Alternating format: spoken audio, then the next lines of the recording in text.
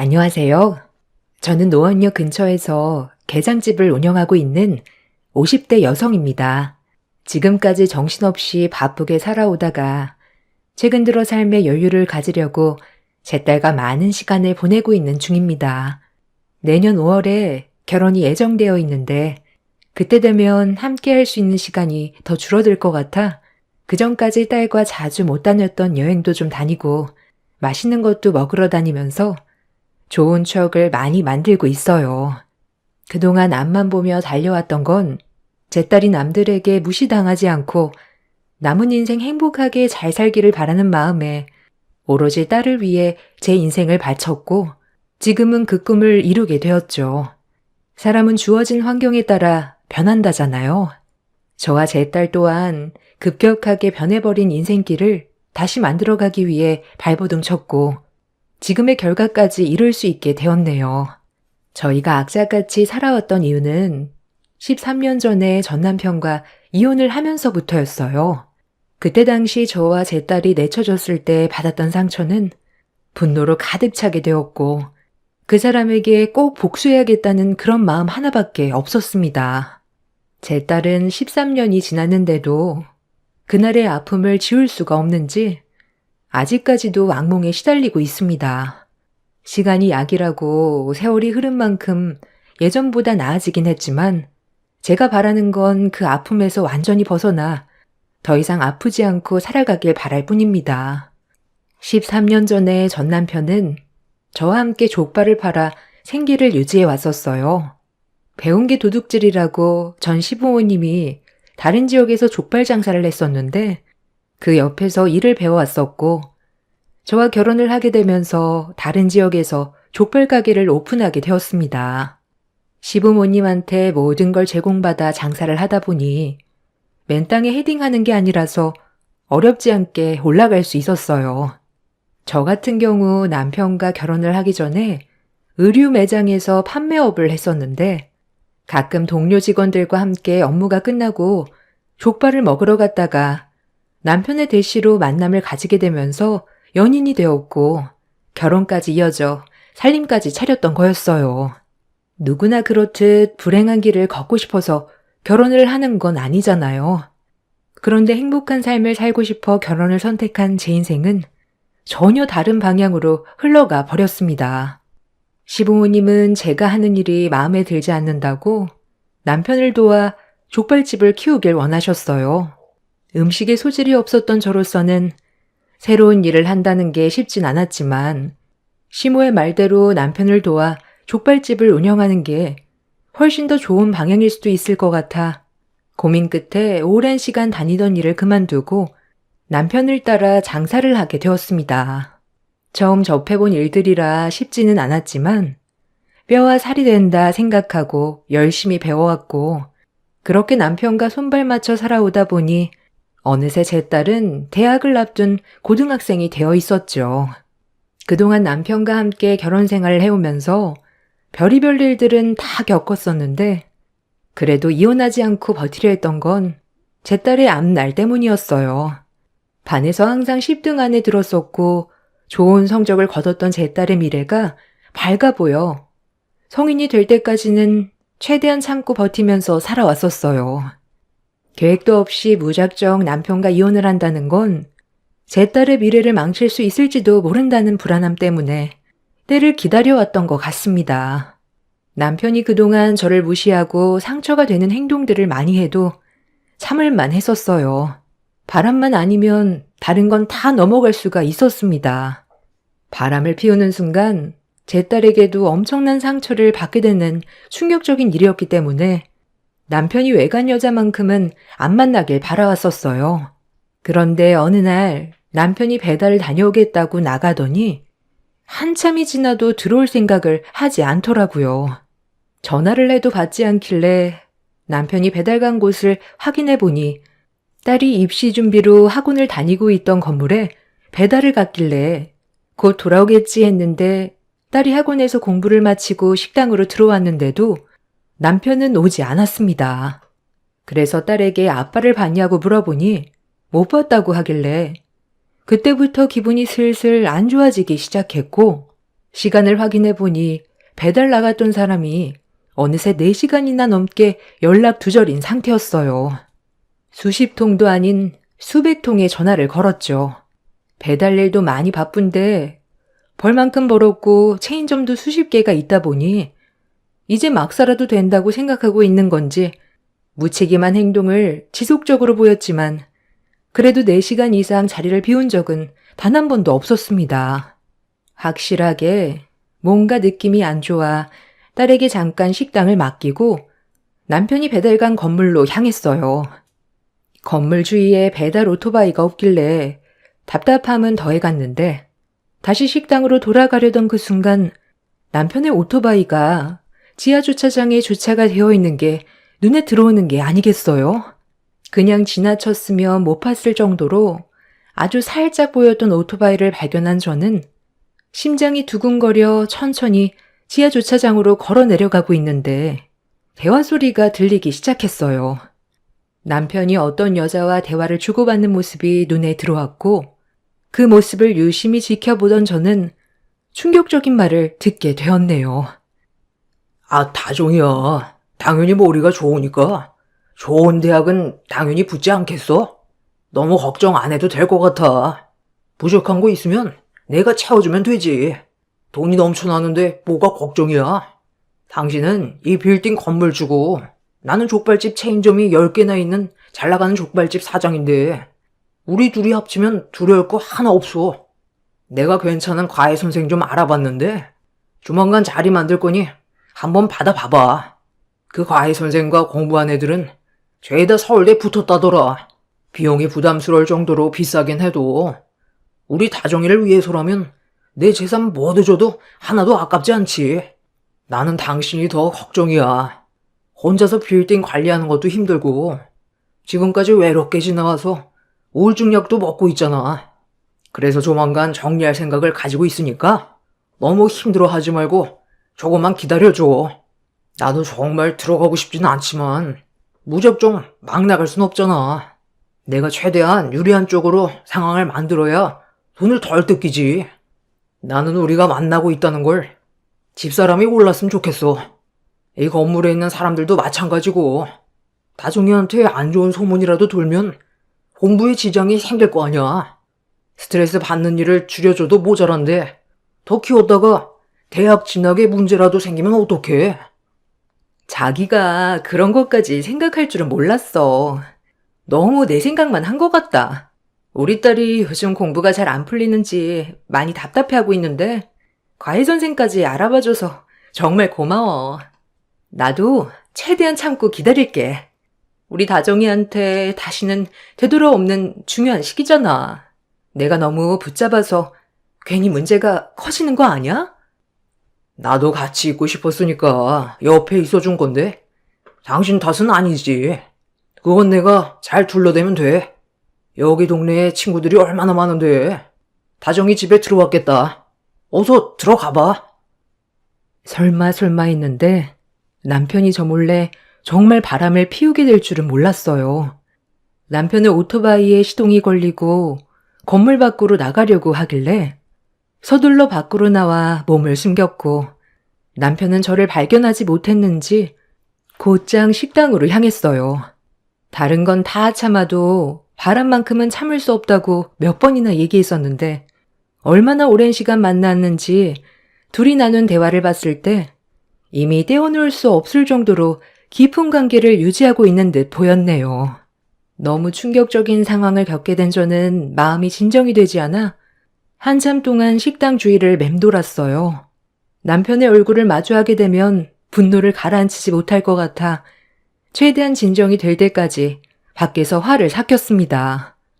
그렇게 어느 정도 정신이 되돌아왔을 때 식당 안으로 발을 들이자 제 딸은 함께 공부하는 친구들을 초대해 같이 밥을 먹고 있었어요. 남편은 아무렇지도 않은 듯 의자에 앉아 신문을 쳐다보고 있었습니다. 좀 전까지만 해도 다른 여자한테 사랑의 표현을 아낌없이 하던 남편이 제 앞에서 연기하는 모습을 보니 이가 갈리더라고요. 제 딸이 옆에 없었다면 벌써 얼굴에 손을 수십 번도 아닌 수천 번은 올렸을 것 같습니다. 남편은 상간녀와 대화를 나눌 때 따뜻했던 목소리와는 다르게 저에게는 눈도 안 마주치고 술 약속이 잡혀 있다며 일찍 식당 일을 마무리해야 되겠다면서 저에게 식당 정리를 시켰어요. 저도 장사할 기분이 아니라서 행주를 남편의 얼굴을 향해 집어던진 뒤 종업원들과 마감 정리를 했어요.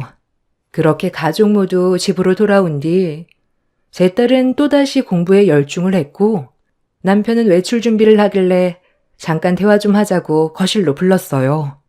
제 말이 끝나자마자 시계를 쳐다보던 남편은 용건만 간단히 하라더군요. 용건만 간단히 해. 나 지금 약속 시간 늦었거든? 지금 기분이 상당히 안 좋은데도 많이 참고 있는 중이니까 내 심기 건들지 말고 빨리 말해. 아까 종업원들 보고 있는 자리에서 내 얼굴에 행주를 던지면 어쩌자는 거야? 친구들과 대화 좀 하면서 시간을 보내다 보면 늦을 수도 있는 거지. 별것도 아닌 일 가지고 그런 행동을 저지르면 종업원들이 나를 뭘로 생각하겠어? 요즘 내가 신경 쓸 일이 여러 가지로 많아서 많이 예민하니까 웬만하면 건들지 않았으면 좋겠네. 당신이 친구들을 만나건 그런 건 상관없거든? 전화는 왜 안 받았어? 요즘 들어 아예 내 전화는 그냥 무시를 하더라. 당신이야말로 지금 상황 파악이 안 돼?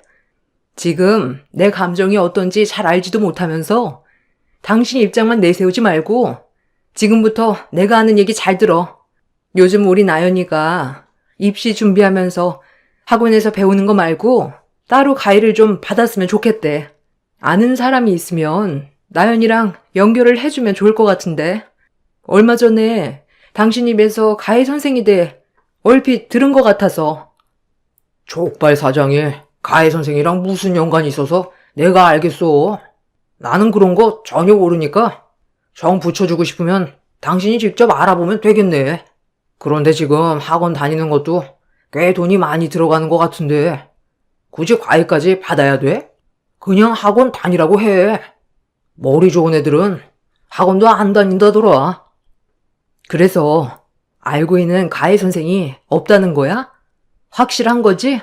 내가 알기론 당신이 꽤 유명한 가해 선생을 알고 있었던 것 같은데. 당신은 나연이가 잘 되는 걸 보고 싶지 않나 봐. 저렇게 열심히 하는데 뭐라도 해줘야 되는 거 아니야? 돈을 버는 이유가 뭐야? 하나뿐인 외동딸 건사 잘해서 나연이가 좋은 대학 가기 위해 우리가 열심히 돈 버는 거 아니야? 그런데 학원비도 아깝고 가외는 꿈도 꾸지 말라는 거야? 지금 내가 얼마나 많이 참고 있는지 알기나 해? 나가서 술 퍼먹을 생각하지 말고 자식을 위해 어떤 길을 만들어줘야 할지 고민 좀 해. 술이 인생에 도움이 된다고 생각해? 돈 좀 벌고 배가 부르니까 이제 막 나가도 된다는 거야? 아, 오늘따라 이 사람이 왜 그래? 뭐 잘못 먹었어? 당신도 지금까지 가회 얘기는 단 한 번도 꺼낸 적이 없었잖아. 꼭 공부 못하는 것들이 가회 찾더라. 그런 거 다 돈만 버리는 거야.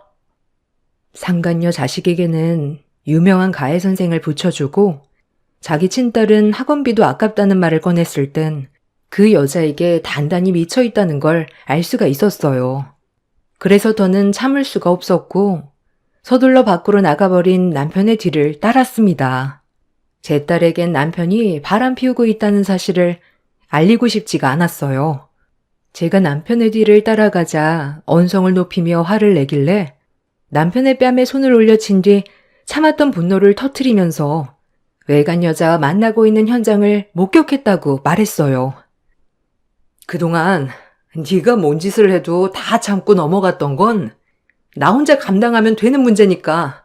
그래서 지금까지 이악 물고 참아오면서 살아왔던 거야. 우리 딸 나연이한테 아빠 엄마 못난 모습을 보여주기 싫어서 힘들게 버틴 거라고. 내가 너랑 그동안 살면서 큰 거 바랬어? 내가 다른 건 다 참아도 바람 피우는 건 절대로 안 된다고 했지? 그건 나한테 상처 주는 걸 넘어서 나연이한테도 평생 기억에서 지워지지 않는 상처라고 했잖아. 그런데 나 몰래 바람을 피워? 너 오늘 배달 갔다가 하루 종일 안 들어오길래 배달간 건물에 찾아가니까 지하주차장에서 외간 여자랑 은밀하게 대화를 주고받고 있더라. 그 여자가 그 빌딩 건물주라며? 그게 그렇게 마음에 들었어? 내가 너한테 왜 가해 선생에 대해 얘기했겠어? 그 여자 딸에게는 유명한 가해 선생 붙여주겠다며 벌써 돈까지 지불하고 다 알아봤다며. 그런데 내가 너한테 가해 선생 좀 알아봐 달라고 하니까 뭐라고? 학원비도 아깝다고? 너랑 피가 섞인 천륜인 나연이보다 피 한 방울 섞이지 않은 남의 자식이 더 소중하다는 거야? 네가 이러고도 인간이야? 아무리 그 여자한테 정신이 나갔어도 지핏줄인 나연이한테 더 신경 써줘야 되는 게 맞는 거 아니냐고. 뭐야? 다 듣고 있었어? 너랑 어떻게 상황을 정리해야 되나? 정말 고민 많았었는데. 그럼 얘기가 쉬워지겠네. 나 그 사람과 가벼운 사이 아니야. 거기에다가 빌딩주라. 내 인생에 도움이 많이 되는 사람이야. 그래서 그 사람 딸에게 가해 선생까지 알아봐 붙여준 것도 내가 이득이 되기 때문에 그런 거지. 너는 나한테 도움이 1도 안 되잖아. 어차피 일이 이렇게 됐으니 하루빨리 정리하고 각자 갈 길 가는 게 좋을 것 같네. 최대한 좋게 갈라서려 했는데 어쩔 수 없지. 합의금 적당히 챙겨줄 테니까 그 돈으로 나연이 데리고 앞으로 잘 살아. 당신은 악착 같아서 나 없어도 나연이 건사 잘할 거야. 이런 관계로 살아봤자 무의미하지. 저에게 조금의 미안한 감정도 없는지 되려 큰소리 치면서 이혼을 결심한 남편의 모습에 분노가 치밀어 오른 저는 또다시 손을 올렸지만 남편은 제 팔을 잡고 바닥으로 패대기쳐 버렸어요. 20년의 시간 동안 온갖 꾸준한 일은 다 하면서 바친 인생인데 그런 노력이 남편의 바람으로 결국 끝이 나게 된 거였죠. 이런 사실을 딸에게 어떻게 알려야 할지 모르겠더라고요. 남편과 한바탕하고 다시 집으로 돌아와서 딸의 방문을 열어보니 공부에 열중하고 있었어요. 그런 딸에게 남편이 바람을 피우고 있다는 말을 꺼내면 앞으로의 미래가 완전히 바뀌어버리게 될 것 같아 그런 아픔을 겪게 하고 싶지 않아 저도 모르게 눈물이 왈칵 쏟아져 내렸어요. 딸이 공부에 방해가 될까봐 최대한 조심스럽게 다시 방문을 닫은 다음 이 문제를 좋게 넘어갈 수 없어 시댁으로 향했어요. 시부모님도 당신 아들이 다른 여자를 만나고 있다는 걸 알아야 할 필요가 있다고 생각했어요. 그렇게 제가 겪은 억울함을 하소연하려고 시댁에 도착해 현관문을 열려는 순간 집안에서 웃는 소리와 함께 남편의 목소리가 들려왔어요. 그리고 그날 지하주차장에서 들었던 상간녀의 목소리도 함께 들려오길래 뭔가 잘못 흘러가고 있다고 판단하게 된 저는 조금의 망설임도 없이 현관문을 열고 집 안으로 들어갔습니다. 그리고 눈앞에 펼쳐진 광경은 저에게 엄청난 충격을 안겨주었고 상간녀와 처음으로 얼굴을 대면했어요. 저를 바라보는 시선에서 느껴지는 건 두려움이라고는 조금도 없는 당당함이었습니다. 올 거라고 예상은 하고 있었는데 이렇게 빨리 올 줄은 몰랐다. 이제 막 대화 몇 마디 했을 뿐인데 뭐가 그리 급해서 연락도 없이 달려왔니? 굳이 너한테 설명할 필요 없을 것 같고 눈앞에 보이는 대로다. 무슨 할 말이 있어서 온 거니? 이미 내 아들과 대충 얘기 끝났다고 들었는데 아직 볼 일이 남은 거야? 인생이란 게 원래 평탄한 삶을 살아갈 수는 없단다. 이런저런 사건이 생길 수도 있는 거고 내일 당장 이 세상에 없는 존재가 될지도 모르는 게 인생인데 이 정도 일 가지고 충격받아서야 되겠니? 뭘 원해서 온 거야? 내 아들 말로는 위자료 몇 푼 주면 서류에 도장 찍을 거라던데 어차피 이렇게 된 거 빨리 정리해야지.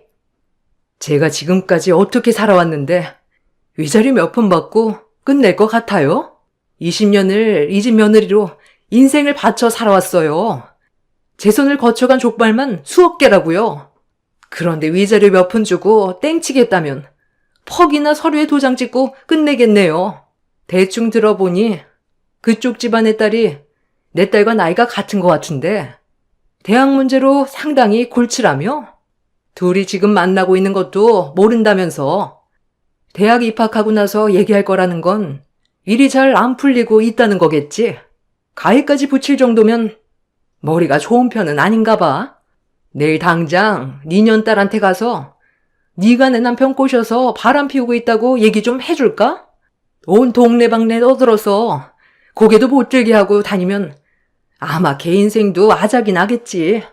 나랑 내 딸만 피해볼 순 없잖아. 내가 당하고만 있을 것 같아? 아직 서류에 도장도 안 찍었는데 얼굴 대면하고 다음 일까지 계획하고 있는 니들이 인간이야? 어차피 망가지게 될 거면 끝까지 한번 가보자고. 니들 인생이 순탄해지게 놔둘 것 같아? 내 딸 건드리기만 해봐. 내가 가지고 있는 모든 걸 동원해서라도 너부터 끝장 볼 테니까. 나는 뭐 가만히 있을 줄 알아? 보잘것없는 게 어디서 협박이야? 뭘 원하는데? 섭섭지 않게 위자료 주면 그걸로 새 출발하면 되잖아. 나 말고 좋은 남자 만나서 다시 시작하면 되지. 왜 구질구질하게 행동하려고 그래? 족발집 몇 개 주면 되겠어? 우리 아버지한테 족발을 받아서 운영해야 되니까 많이 불편하겠지? 그럼 그만큼 위자료로 더 챙겨줄 테니 그냥 적당히 하고 끝내자. 전조가리 파는 널 며느리로 받아들인 건 그래도 기본적인 장사는 할 줄 아니까. 내 아들 옆에서 일을 돕는데 크게 무리는 없을 것 같아 받아준 것뿐이다. 처음부터 네가 마음에 들어서 받아준 건 조금도 없었어. 나랑 살아오면서 너도 느끼고 있었잖아. 반대로 나한테 인사 온 경진 씨는 빌딩을 소유하고 있는 빌딩주인데 너랑 비교가 되겠니? 그 건물에 우리 족발집 하나 더 오픈할 수 있고 앞으로 우리 가족이 살아가는데 좋은 조건들이 너무 많은데 굴러 들어온 금덩이를 흘려보낼 수야 없지. 저는 이미 한 번의 이혼 경험이 있는데요. 그거 시간 지나고 보면 별거 아니에요. 마음이 안 맞는 사람일수록 하루빨리 정리하는 게 인생을 허비하지 않는 길인 거예요. 그쪽이 우리 자기랑 맞지 않아서 이런 일이 생긴 건데 시간 끌어봤자 서로에게 이득되는 부분도 없는데 그냥 좋게 끝내요. 저는 두 연놈들과 저를 노려보고 있는 시부모를 용서할 수가 없었어요. 정신 나간 여자처럼 행동하면서 온 집안을 초토화시켜 버렸습니다. 이성을 잃어버린 모습에 당황한 그들은 저를 피해 다녔고 상간녀가 남편한테 저를 말려보라며 두려워하자 저에게 그만 난리치라며 소리를 지르더니 제 얼굴에 손을 올리더라고요. 저 또한 남편의 얼굴에 조금의 망설임도 없이 손을 올렸습니다. 여자가 한을 품으면 온유월에도 서리가 내린다잖아요. 제가 그때 그 인간들을 이 세상에서 빛도 못 보게 만들려고 작정을 했는지 거침없는 행동을 보였고 눈이 돌아버린 저에게 두려움을 느끼곤 저에게 더 이상 접근하지 못했어요. 건들면 자신들이 잘못될 수도 있다는 걸 느끼고 있었던 거였죠. 상간녀는 그런 저를 피해 도망을 치려 하길래 그 뒤를 바짝 쫓아 머리채를 잡은 뒤 바닥으로 내리꽂아 버렸어요. 그리고 더러워서 이혼해주겠다고 위자료나 준비하라고 동네가 떠나갈 정도로 소리를 지른 뒤 집 밖으로 비틀거리며 나왔습니다. 너덜너덜해진 상태가 되어버린 저는 그 자리에 주저앉아 눈물을 쏟아낸 뒤 목욕탕으로 향했어요. 그대로 집에 들어가면 제 딸이 놀랄까봐 헝클어진 머리와 붉어진 눈을 보여주고 싶지가 않아 목욕탕에서 씻고 나온 모습으로 집으로 들어갔습니다. 곧 제 딸도 알게 되겠지만 아무것도 모르는 딸에게 마음의 준비도 없이 충격을 받게 하고 싶지 않아 이혼 서류에 도장을 찍었을 때 그때 얘기하려고 했어요. 그리고 딸 앞에서 눈물을 보이고 싶지도 않았습니다. 공부하는 것만도 힘들고 벅찬데 이런 문제로 딸에게 걱정을 안겨주고 싶지가 않았어요. 그렇게 아무렇지도 않은 듯 다음날 평소처럼 행동하면서 식당에 나와 장사를 했고 남편이 밖에서 기다리고 있길래 그 뒤를 따라 법원으로 향했습니다. 그렇게 이혼 서류에 도장을 찍고 저희는 남이 될 준비를 하게 되었죠. 마음 같아선 소송으로 가고 싶었지만 제 딸이 중요한 시기인 만큼 조용하게 처리하고 싶었어요. 그래서 상간녀한테도 위자료만 받기로 결정을 내렸습니다. 그렇게 법원에서 헤어진 뒤 딸이 학원에서 끝날 시간이 된 것 같아 같이 저녁이나 먹으려고 학원으로 향하던 도중에 충격적인 광경이 눈에 들어왔고 저는 너무 놀라 택시에서 내리자마자 발을 동동 굴렀습니다. 상간녀의 빌딩이 화재로 불이 나고 있었고 사람들이 건물 안에서 급하게 대피를 하고 있었어요. 그리고 때마침 소방대원들이 도착해 화재가 난 건물 안으로 진입을 하려는데 바로 그때 건물 안에서 얼굴이 검게 그을러진 상태로 제 딸을 안고 나오는 남편과 마주치게 되었습니다. 안도의 한숨도 잠시. 그런데 남편 품에 안겨있던 학생을 유심히 보니 제 딸이 아닌 다른 여학생이 아니겠어요? 그리곤 뒤이어 상간녀가 울면서 뛰어오더니 남편 품에 안겨있던 여학생을 끌어안으면서 어디 다친 곳은 없냐고 몸을 살펴주고 있었어요. 저는 남편한테 다가가 같은 건물 안에 있던 나연이는 어떻게 됐냐고 물어보는 순간 남편 입에서 걘 내 인생에 1도 보탬이 안 될 애라며 애비라는 놈이 그냥 두고 나왔다는 충격적인 말을 뱉었습니다. 그 말을 듣자마자 저는 화재가 난 건물 안으로 뛰어들었고 그런 저를 소방대원들이 들어가지 못하게 막아섰어요. 무턱대고 들어가면 화재 연기로 인해 저까지 위험해진다며 소방대원을 믿고 구조가 될 때까지 기다리라는 말에 땅을 치며 오열을 했고 남편이 상간녀의 딸을 걱정하는 모습이 눈에 들어오는 순간 남편의 멱살을 잡고 난리를 쳤어요. 제 딸에게 문제가 생기면 그땐 절대로 가만두지 않겠다고 온갖 욕을 퍼부어 댔습니다. 저는 제 딸이 제발 무사히 살아 돌아오길 간절히 바랬어요. 아무 일 없이 살아 돌아오는 것 말곤 바라는 건 아무것도 없었습니다. 그렇게 화재가 난 건물을 하염없이 바라보며 눈물을 흘리고 있던 그때 소방대원이 사람들을 구조해 오기 시작했고 한 소방대원의 품에 제 딸이 정신을 잃은 채 안겨 있었습니다. 급하게 달려가 상태를 확인해 보려고 했는데 서둘러 응급실로 가봐야 할 것 같다면서 구급차에 올려 태웠고 저도 그 뒤를 따랐어요. 그렇게 병원에 도착한 뒤 딸의 검사가 시작이 되었는데 천만다행히도 몸에는 큰 문제는 없었습니다. 몇 시간 뒤 정신을 차린 딸을 보자마자 눈물을 쏟아낸 저는 괜찮냐고 물어봤는데 딸의 입에서 나온 한마디에 엄청난 충격을 받아 온몸이 떨려왔어요. 화재 당시 남편이 학원으로 달려들어왔는데 제 딸과 상간녀의 딸 앞에서 조금의 고민도 하지 않고 상간녀의 딸을 안고 밖으로 뛰쳐나갔다는 말을 꺼냈습니다. 제 딸은 그 학생이 상간녀의 딸인지 모르고 있는지 그 학생이 누구길래 친딸을 버리고 갈 정도였냐며 눈물을 쏟아내었어요. 저는 딸에게 더 이상 숨길 수 없어 그동안 제가 겪어왔던 모든 걸 털어놨어요. 그리고 그 말을 듣게 된 제 딸도 많은 충격을 받았는지 아빠에게 많은 상처가 분노로 변해 절대로 용서하고 싶지 않다면서 제 품에 안겨 쉬지 않고 눈물을 쏟아내었네요. 저는 그런 딸에게 그 인간들 보란듯이 잘 사는 게 복수라고 했어요. 제 딸은 그동안 제가 마음고생이 심했을 것 같다면서 자기 자신도 힘들 텐데 저를 위로해 주었습니다. 그리고 무언가를 결심한 것 같은 얼굴을 하고 있더라고요. 그렇게 저희 모녀는 그들에게 받은 상처를 안고 그곳을 떠났습니다. 저와 제 딸은 오로지 성공을 위해 앞만 보고 달렸고 그렇게 힘든 시간들을 이겨내고 잠시 숨을 고르니 벌써 13년이 흘러버렸습니다. 저는 지긋지긋한 족발집을 이어가지 않고 게장집을 차렸어요.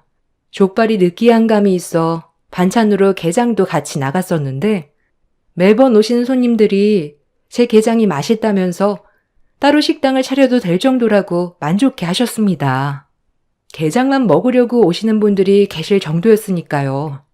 그렇게 시작하게 된 게장집은 생각 이상으로 잘 되었고 체인점까지 낼 정도로 빠른 성장을 이루었습니다. 그런데 무작정 딸의 뒷바라지를 위해 달려오다 보니 제 몸을 돌볼 시간이 부족했는지 몸에 이상 증세가 하나둘 나타나기 시작했습니다. 그래서 정밀 검사를 받아봤는데 갑상선 암이라는 진단을 받게 되었어요. 담당 의사 말로는 심각할 정도로 상태가 안 좋은 건 아니라서 치료만 잘 받으면 정상 생활이 가능하다는 말에 저는 적극적으로 치료를 받았어요. 바쁘게 살아온 만큼 이제야 한숨 돌릴 수 있었고 여유 있는 삶을 살려고 했는데 암 때문에 제 인생의 마지막 페이지를 작성하고 싶지 않았습니다. 그렇게 병원에 입원해 수술을 받고 안정을 취하고 있는데 옆 병실에서 오열하는 목소리가 제가 있는 병실에까지 들려왔어요. 상황이 많이 안 좋았는지 울음소리는 끊이지 않고 있었습니다. 그리고 병실 문을 열면서 딸이 들어오려던 순간 제 딸의 손을 낚아채 누군가가 끌어들였고 제 딸에게 소리치며 살려달라고 목소리를 높여 화를 냈어요. 그 광경을 목격한 저는 당황해서 몸을 일으켜 밖의 상황을 확인해 보기 위해 병실 문을 급하게 열었습니다. 그런데 눈앞에 제 딸의 손을 잡고 애원하는 사람의 얼굴을 보자마자 조금의 고민도 하지 않고 손부터 날아갔어요. 머리채를 잡힌 그 사람은 10년 전에 저와 제 딸의 인생을 망쳐버린 전시모와 그의 가족들이었습니다. 제 손에 머리채를 쥐어뜯기고 있던 전시모는 눈물을 흘리면서 자기 아들 좀 살려달라고 제 딸에게 애원을 했는데 얼마나 제 딸을 흔들어댔는지 제 딸의 금속 명찰이 전시모의 손에 쥐어져 있었습니다. 제 딸은 자기가 담당 의가 아니기 때문에 도와줄 수 없다며 고개를 돌렸고 전시모는 그런 제 딸을 보며 무릎을 꿇었습니다. 내가 왜 너를 설득시키려 하겠니? 담당 의사 선생님께서 너랑 결혼을 약속한 예비 신랑이라면서 아까 네가 담당 의사와 대화하는 거 전부 다 들었다. 그 의사가 나이는 젊은데 암 수술을 그렇게 잘한다면서 내가 소문 듣고 여기까지 왔는데 수술을 거부하면 내 아들, 아닌 너희 아빠는 어떡하니? 저는 모르는 일이에요. 그리고 제 인생에 아빠는 원래 없었어요. 저는 이미 불타는 건물에서 그 사람에게 한 번 죽었어요. 건물 밖에서 나왔을 땐 제 앞에 저희 엄마밖에 없었는데 이제 와서 아빠 타령하면 제 마음이 열릴 것 같아요? 그리고 방금도 설명드렸지만 저는 소아과 담당 전문의지 암 전문의가 아니에요. 그리고 수술을 할지 말지 결정하는 건 담당 의사 몫이잖아요? 저는 아무 말도 안 했는데 왜 이러시는지 모르겠네요. 여긴 병원이고 보는 사람도 많으니까 그만 소란 피우고 다른 병원 알아보세요. 여기 말고도 암을 치료할 수 있는 곳은 상당히 많거든요. 엄마, 이제 그 손 놓으세요. 저런 사람들 때문에 엄마 손 더러빌 필요 없어요. 내가 다른 병원 안 가봤겠니? 다 돌아다녀 봤는데 가망이 없다더라. 시간은 계속 가고 내 아들은 점점 힘들어하는데 뭐라도 해봐야 할 거 아니니. 내 전 재산 전부 다 줄 테니까 내 아들, 아니 네 애비 좀 살려줘라. 뭐든 다 한다니까. 자, 이 할미가 무릎까지 꿇은 걸로 부족하면 너희들 앞에 내가 엎드리마. 그러니 제발 우리 아들 좀 살려다오. 내 아들이 너랑 이혼을 하고 그 경진인가 뭔가 하는 여자랑 처음엔 잘 되는가 싶었는데 그 집 딸내미가 목숨을 구해준 내 아들과 부적절한 관계라는 걸 알고 충격을 받아서 집을 뛰쳐나간 적이 있었다. 그 이후 개를 찾겠다고 경찰에 신고도 하고 한바탕 난리가 났었는데 개가 간 곳이 어디였는지 아니? 자기 친아빠한테 가 있던 거였지. 그걸 본 그 여자가 내 아들과는 더 이상 함께할 수 없을 것 같다면서 뒷딸을 버리고 내 아들과 시작할 수 없다고 이혼했던 전 남편이랑 다시 재결합을 했더랜다. 내 아들이 낙동강 오리알 신세가 되고 나서 다른 여자한테 만족을 느끼지 못한 채 10년을 혼자 살아왔어. 니들한테 다시 가고 싶은 마음은 있었지만 과거에 저지른 용서받지 못할 행동 때문에 수소문 끝에 니들이 있는 곳만 겨우 알아내서 먼발치에서 지켜만 보고 있었다. 내 아들과 우리가 분명 실수한 건 맞지만 10년 넘는 시간 동안 잘못을 뉘우치며 살아왔었어. 니들 앞에 나타나고 싶었지만 우리가 무슨 면목으로 너희 얼굴을 보겠니? 내 아들이 용서받지 못할 죄를 저지른 건 알지만 눈 딱 감고 한 번만 용서해 줄 순 없겠니? 그래도 네가 이 세상에 있게 만들어준 네 친애비잖아. 너랑 결혼 예정인 그 담당 의사에게 한 번만 수술을 해달라고 부탁하면 안 될까? 왜 다른 병원에서도 힘들 것 같다는 말을 했는지 아실 텐데요. 수술을 하다가 죽을 수도 있기 때문에 거부를 했던 거였어요. 그 사람도 마찬가지고요.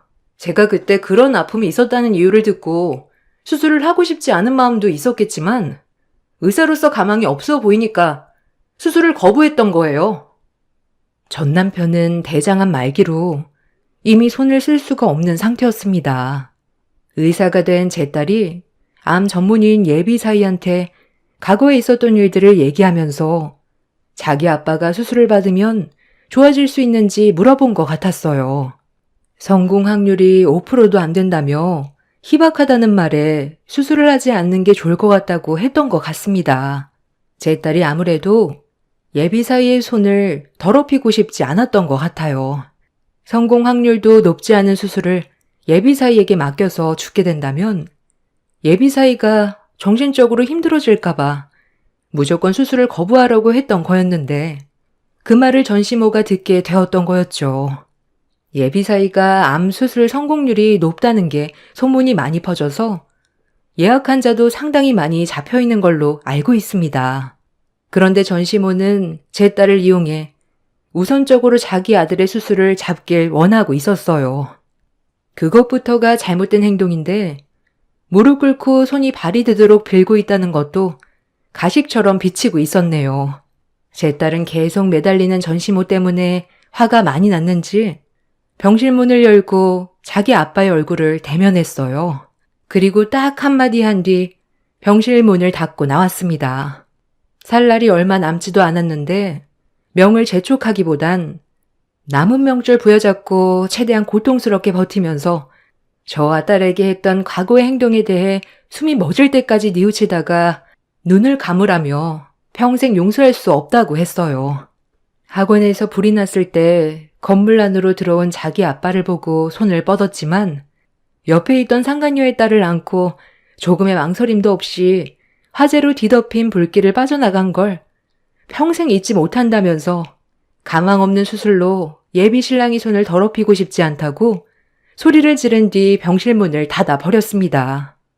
전시모는 자기를 낳아준 아빠한테 어떻게 그럴 수 있냐고 울면서 매달렸지만 강하게 뿌리친 뒤 뒤돌아섰고 그렇게 전 남편은 저희 모녀에게 과거의 행동에 대해 미안했다며 눈물을 보이곤 수술을 받지 못한 채 다른 병원으로 옮겨지게 되었습니다. 제 딸에게 많이 힘들지 않냐고 물어봤는데 화재가 났을 때 자기를 버리고 갔던 아빠의 뒷모습을 아직까지 잊지 못한다면서 후회는 없을 거라며 더 이상 아무 말도 하지 않았어요. 그리고 그날이 있고 얼마 뒤 전 남편이 세상을 떠나게 됐다는 소식을 접하게 되었습니다. 한 번뿐인 사람 인생, 본인이 하고 싶은 대로 막 살다가 떠난 전 남편이 떠났는데도 저는 아무런 감정에 동요도 안 생기더군요. 그만큼 저와 제 딸이 받은 상처는 말도 못했고 지금도 그때의 기억이 문득 떠오를 때면 이가 바득바득 갈리니까요.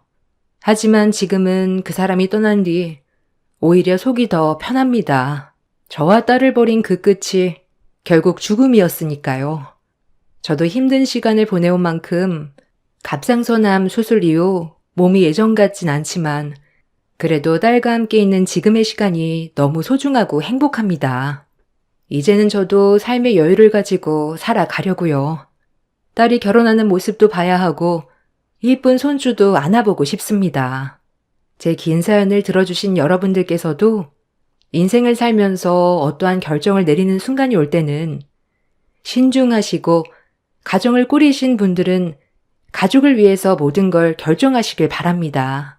후회 없는 삶들을 사시고 여러분들의 마지막 페이지는 해피엔딩으로 마무리하셨으면 좋겠네요. 감사합니다. 안녕하세요. 저는 열심히 위암을 극복하고자 노력하고 있는 70대입니다. 얼마 전 고향에 내려와 여기서 지내고 있는 고향 친구들도 만나게 되었는데요. 친구 딸 도움을 받아 이렇게 사연도 보내게 되었네요. 자연과 가까이 살다 보니 전보다 몸이 많이 좋아진 것 같습니다. 인생을 모두 포기하고 싶어질 때가 있었지만 지금은 죽기 살기로 버텨내고 있어요. 좋은 사람들도 많이 만나 그동안 살았던 얘기들을 꺼내놓으니 이렇게 많은 분들과 사연을 공유할 수 있는 것도 알게 되었죠. 제가 악바리로 이렇게 버티게 되었던 이유가 있는데 바로 제 며느리 때문입니다.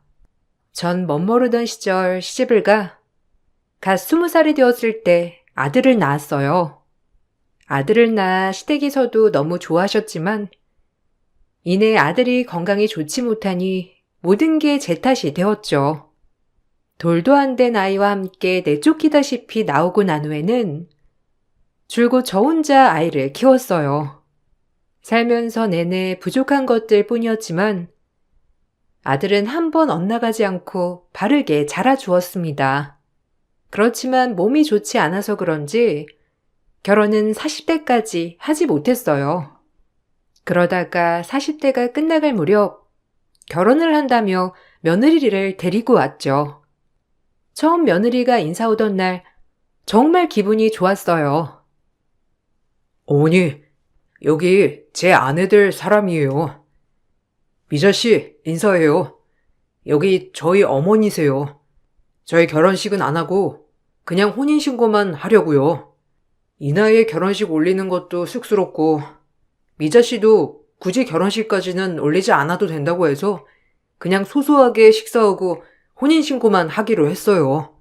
미자 씨 집에서도 그렇게 하는 게 좋을 것 같다고 했고요. 어머니, 안녕하세요. 안 그래도 동욱 씨한테 말씀 많이 들었어요. 저희 집에서는 이미 동욱 씨가 다 인사를 해서 걱정 안 하셔도 돼요.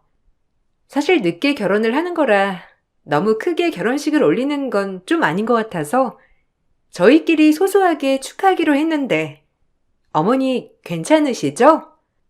친정엄마가 계시지만 전 어머님을 제 친정엄마처럼 생각할게요. 저희 잘 지내봐요. 그래, 고맙다. 우리 아들이랑 결혼해 주겠다고 해서 내가 얼마나 고마운지 몰라. 나는 다른 거 필요 없고 우리 아들이랑 행복하게 잘 지내기만 해주면 바랄 거 없어.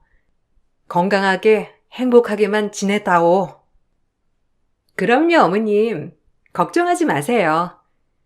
저랑 동욱 씨랑 잘 지낼게요. 어머님 걱정하시지 않게 잘 지낼 테니 걱정 붙들어 매세요. 늦은 나이 결혼이라 결혼식은 안 하더라도 양가 가족들 다 모여 식사 자리만 한번 마련할게요. 어머님 저희 앞으로 정말 잘 지내봐요. 살갑게 대하는 며느리를 보면서 아들이 잘 결혼을 하는구나 생각을 했었죠. 아들 부부는 혼인신고만 하고서 같이 살겠다고 했지만 그래도 전 결혼사진은 하나 있어야 하지 않겠나 싶었어요. 아들에게 사진 촬영이라도 하라며 말을 했더니 아들은 괜찮다고 거절을 했죠. 그러다가 며칠 후 며느리가 혼자서 집에 저를 만나러 찾아왔던 적이 있었어요. 어머님, 저번에 어머님이 알아보라고 했던 결혼 사진이요. 제가 알아보고 왔어요. 그래도 상의는 드려야 할 것 같아서요. 동욱 씨는 혼인신고만 하고 살자고 해서 저도 그러자고 했는데 생각해보니까 어머님 말이 맞는 것 같아요. 그래도 결혼하는 건데 사진은 하나 있어야죠. 그나저나 요즘 동욱 씨랑 저랑 서로 의견이 안 맞아서 큰일이에요. 동욱이랑 무슨 일 있니? 동욱이가 원래 나한테 별 얘기는 안 해서 결혼 준비하는 것 때문에 다툰 거야? 왜? 동욱이가 결혼 사진도 찍기 싫다고 하니? 그건 너무 걱정하지 마. 내가 동욱이한테 잘 얘기해 둘 테니까. 아니요. 그런 것보다는 결혼 사진은 찍는다고 하는데요. 솔직히 신혼집 때문에 저희 요즘 많이 다투고 있어요. 어머님, 저 너무 속상해요. 저희가 어린 나이에 결혼하는 게 아니잖아요. 저는 그래도 좀 집은 사면 좋을 것 같다고 생각하거든요. 근데 동욱 씨는 매번 소소하게 시작하자고만 하고, 어머님이 남편 설득해 주시면 안 될까요? 사실 주변에서는 늦게 결혼하는 것도 있지만 남편 몸도 약하고 그러니까 다들 걱정이 이만저만이 아니거든요. 이 소리 저 소리 들으면서 소소하게 시작하면 더 소리 많이 들을 텐데 당당하게 결혼하고 싶어요. 집이라도 떡하니 하면 그런 소리가 쏙 들어가지 않겠어요? 며느리는 절 찾아와서는 신혼집을 새로 마련했으면 좋겠다는 말을 넌지시 전하더라고요. 며느리가 이런 얘기를 하는 게 틀린 건 아닌 것 같다 생각이 들어 저도 아들에게 얘기를 했었죠. 그런데 아들은 극구 말리더라고요. 미자 얘기도 맞는 말이야. 결혼식도 안 올리고 산다는데 주변에서는 얼마나 걱정이 많겠니? 사돈댁에서도 고민이 많으셨다고 했잖아. 이왕이면 신혼집 괜찮은 곳으로 준비를 하는 게 낫지 않겠니? 집 구할 만큼 여유는 없는 거니? 아니면 엄마가 좀 준비를 해줄까? 동욱이가 결혼을 한다는 얘기가 없어서 그렇지. 안 그래도 너 결혼한다고 하면 주려고 했던 것도 있고. 어머니, 신경 쓰지 마세요. 지금 집 구하는 건 너무 욕심인 것 같아요. 지금 지내고 있는 것도 사택이고, 어차피 직장 그만두게 되면 나오면서 집 구해야 하는데, 벌써부터 구할 필요는 없을 것 같아요. 미자 씨한테 여러 번 얘기를 했는데도, 결국 어머니 뵈러 와서도 그런 얘기를 꺼냈다니.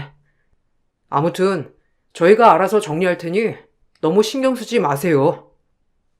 동우가 너야 사택이고 지금껏 거기서 살았으니까 별 생각이 안 되겠지만 그래도 여자는 신혼인데 좀 깔끔하고 괜찮은 곳에서 시작하고 싶은 마음이 누구나 있기 마련이야.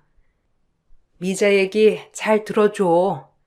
결혼 준비하면서 결혼식도 안 올리고 그냥 산다는 게 얼마나 큰 결심인데. 알아요.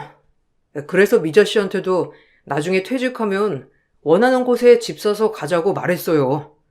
제가 얼마나 더 일을 할지도 모르는 거고, 퇴직할 수도 있는 거고요. 다음 일을 어떤 일을 할지도 모르니까 지금부터 집 사는 건 너무 욕심일 것 같아서 그런 거예요. 미자 씨랑은 다시 얘기를 해볼게요. 아들은 퇴직을 하고 난 후에 집을 마련할 거라며 지금 집을 사는 건 너무 섣부른 선택인 것 같다고 하더라고요. 그 후로도 신혼집 때문에 트러블이 좀 있는 것 같았지만 그래도 둘이서 잘 맞춰 살아가는 것 같았어요.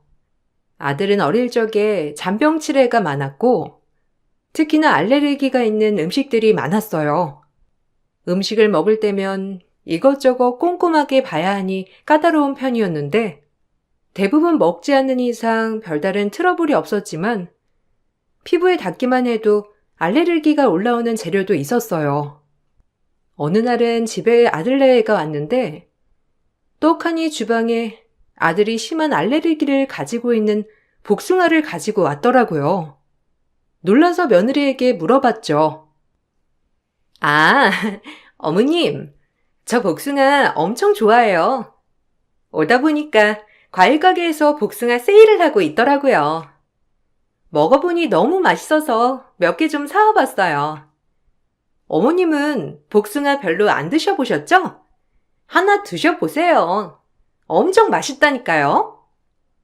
어머, 복숭아를 좋아하니? 아유, 근데 동욱이가 복숭아 털만 닿아도 알레르기가 있어가지고 말이야. 동욱이 옆에서는 복숭아 닿지 않아야 돼. 조금만 닿아도 바로 알레르기가 올라와가지고 얘가 어릴 적에는 그렇게 심하진 않았는데 나이가 들어서 그런지 요즘 더 심해진 것 같더구나. 워낙 얘가 예민해서 그런가 봐. 조금만 조심해주면 될 것 같아. 에이, 어머님. 저희 나이 또래에 저 정도 알레르기 있는 사람 거의 없어요.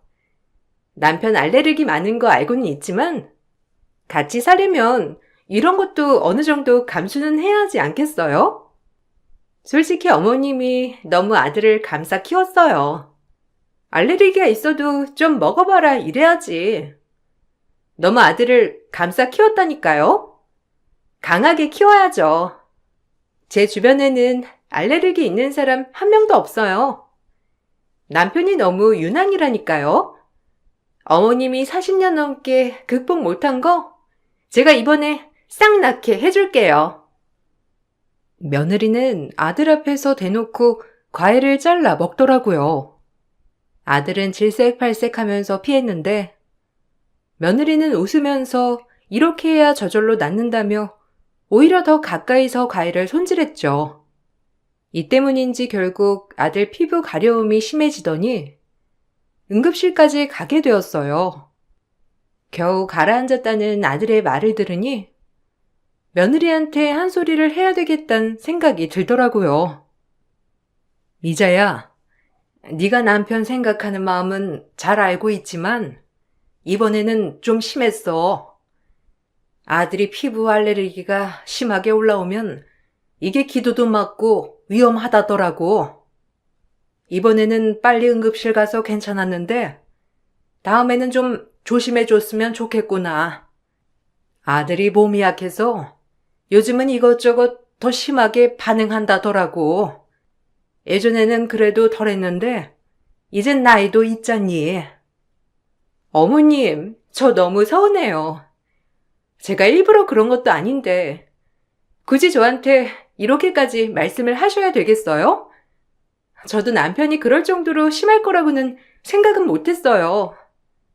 남편한테도 미안하다고 하고 사과했는데 어머님한테 또 이런 소리까지 들어야 하다니. 아니, 내 말은 네가 잘못했다 이런 걸 얘기하려고 하는 게 아니라 조금 조심해야 되겠다고 말하려는 거였어. 아들이 워낙 민감하고 예민하다 보니까 내가 더 신경을 썼어야 하는 건데 같이 지낸 지 얼마 안 됐으니 모를 수도 있지. 어쨌든 앞으로는 좀 더 조심해야 될 것 같아. 네, 이 정도일 줄이야 생각도 못했네요. 몸이 약하다는 건 알았는데 고작 과일 옆에 있었다고 바로 가려울 정도라니. 이런 것까지 일일이 다 챙겨야 하면 제가 너무 신경 쓸 게 많은 것 같아요. 그렇죠, 어머니? 전 며느리가 그래도 그 다음에는 조심할 거라 생각을 했어요. 그런데 그 이후로도 며느리는 아들 알레르기를 고쳐보겠다는 생각이었는지 종종 알레르기가 있는 음식을 아들에게 몰래 먹여 난리가 나곤 했었죠.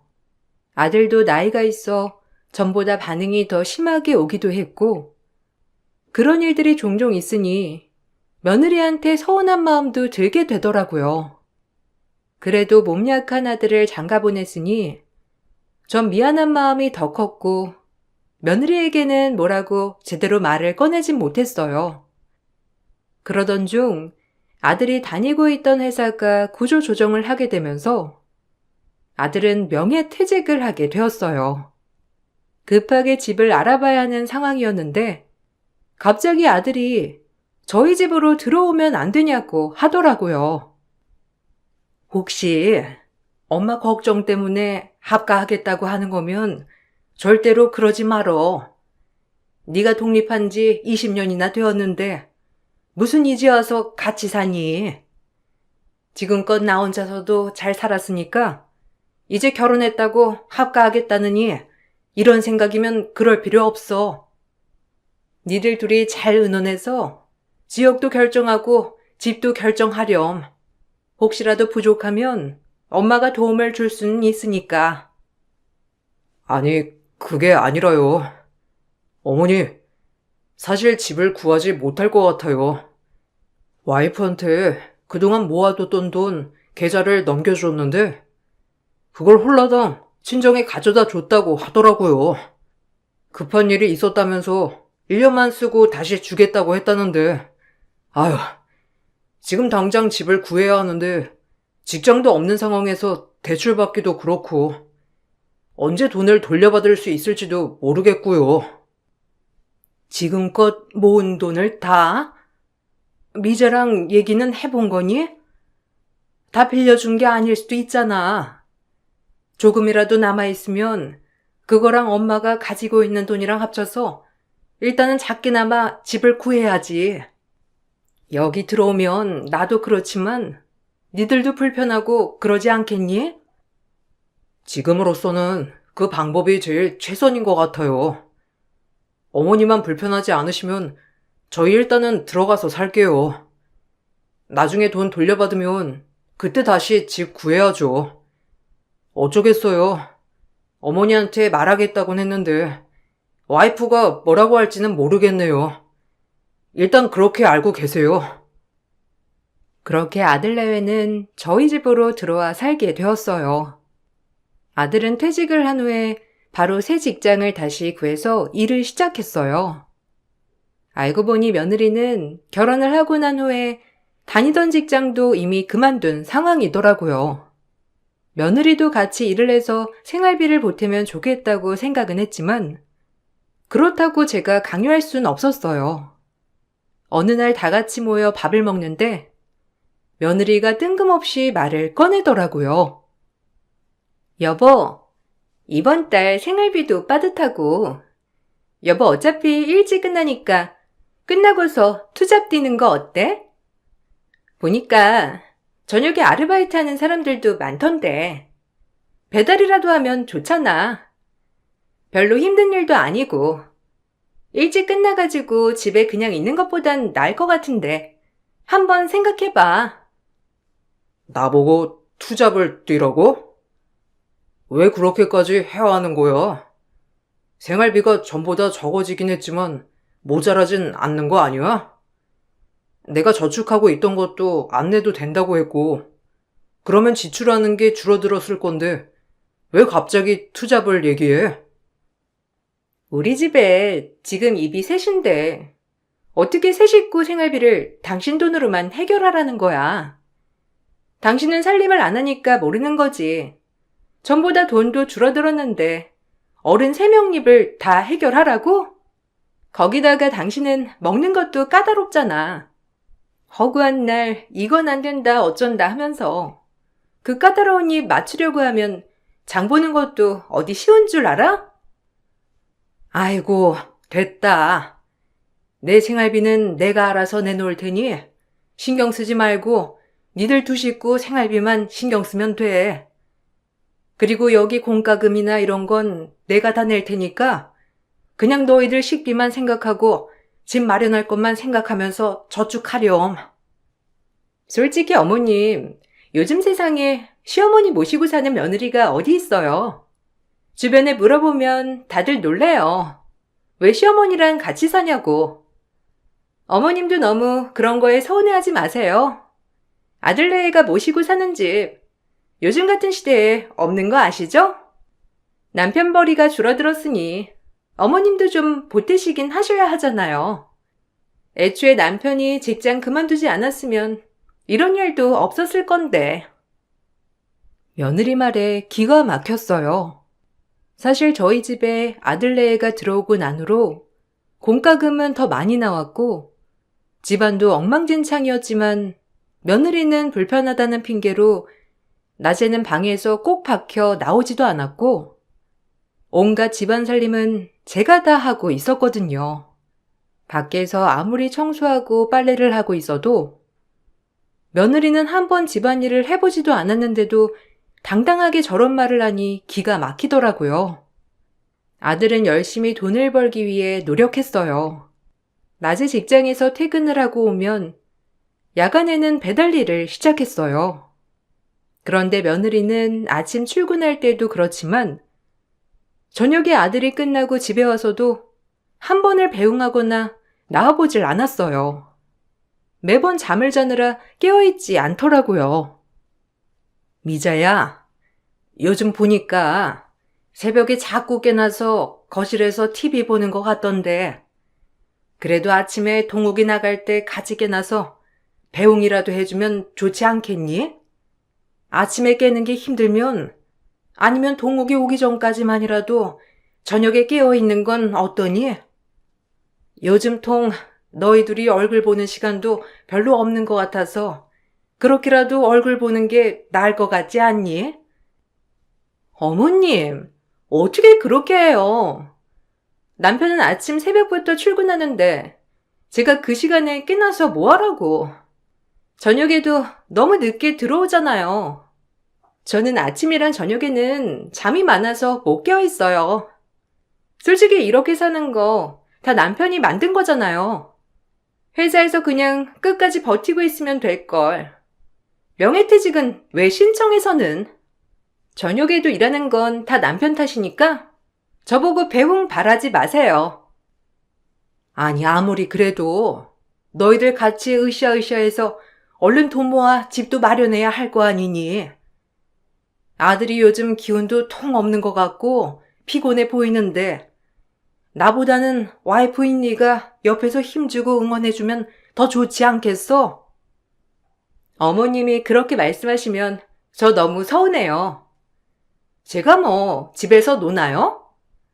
남편이 벌어오는 그 작은 돈으로 어떻게 돈 모아야 하나 엄청 고민해야 하고 살림도 해야 하고 제가 오죽하면 새벽에 잠이 안 와서 깨어 있겠어요. 다 남편 때문에 제가 불면증 생긴 거라니까요. 남편이 멀쩡히 직장 다닐 때는 이런 걱정 한 번 해본 적도 없어요. 그리고 남편도 그렇게 해달라고 안 하는데 어머님이 그러라고 하는 건 좀 선 넘으신 것 같아요. 며느리의 당당한 태도에 말문이 막히더라고요. 며느리는 아들이 자기 밥보다는 엄마 밥을 더 좋아할 거라며 매번 저에게 밥을 차려달라고 요구했고 청소나 빨래도 제대로 하지 않았죠. 가끔 제가 몸이 좋지 않아 힘들어할 때면 며느리는 배달을 시켜주곤 했는데 그럴 때마다 좋은 며느리 둬서 배달 음식도 먹어보는 거 아니겠냐고 하더라고요. 어느 날은 며느리가 저에게 뜬금없이 보험 수익자를 물어보기도 했어요. 어머님, 혹시 남편 지금 가입한 보험 수익자가 다 어머님으로 되어 있어요? 이번에 서류 좀 정리하다 보니까 발견했는데 온통 다 어머님이 보험 수익자로 지정되어 있네요. 거기다가 가입도 죄다 어머님이 하셨던데. 그래도 이제 결혼했는데 수익자는 변경해야 하는 거 아니에요?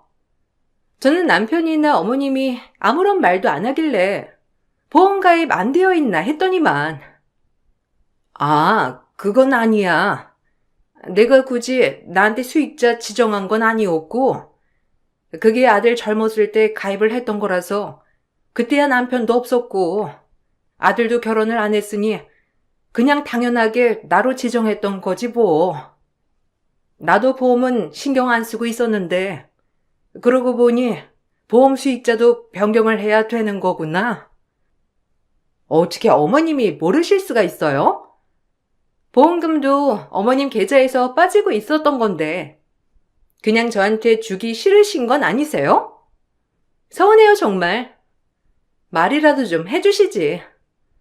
이번에 남편 보험 가입하려고 보니까 생각보다 잘 가입되어 있다고 해서 찾아봤더니만 죄다 어머님이 수익자시던데요?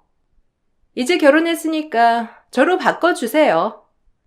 남편한테 말했더니만 안 된다고 말하던데 어머님이 좀 바꾸자고 말이라도 해주세요.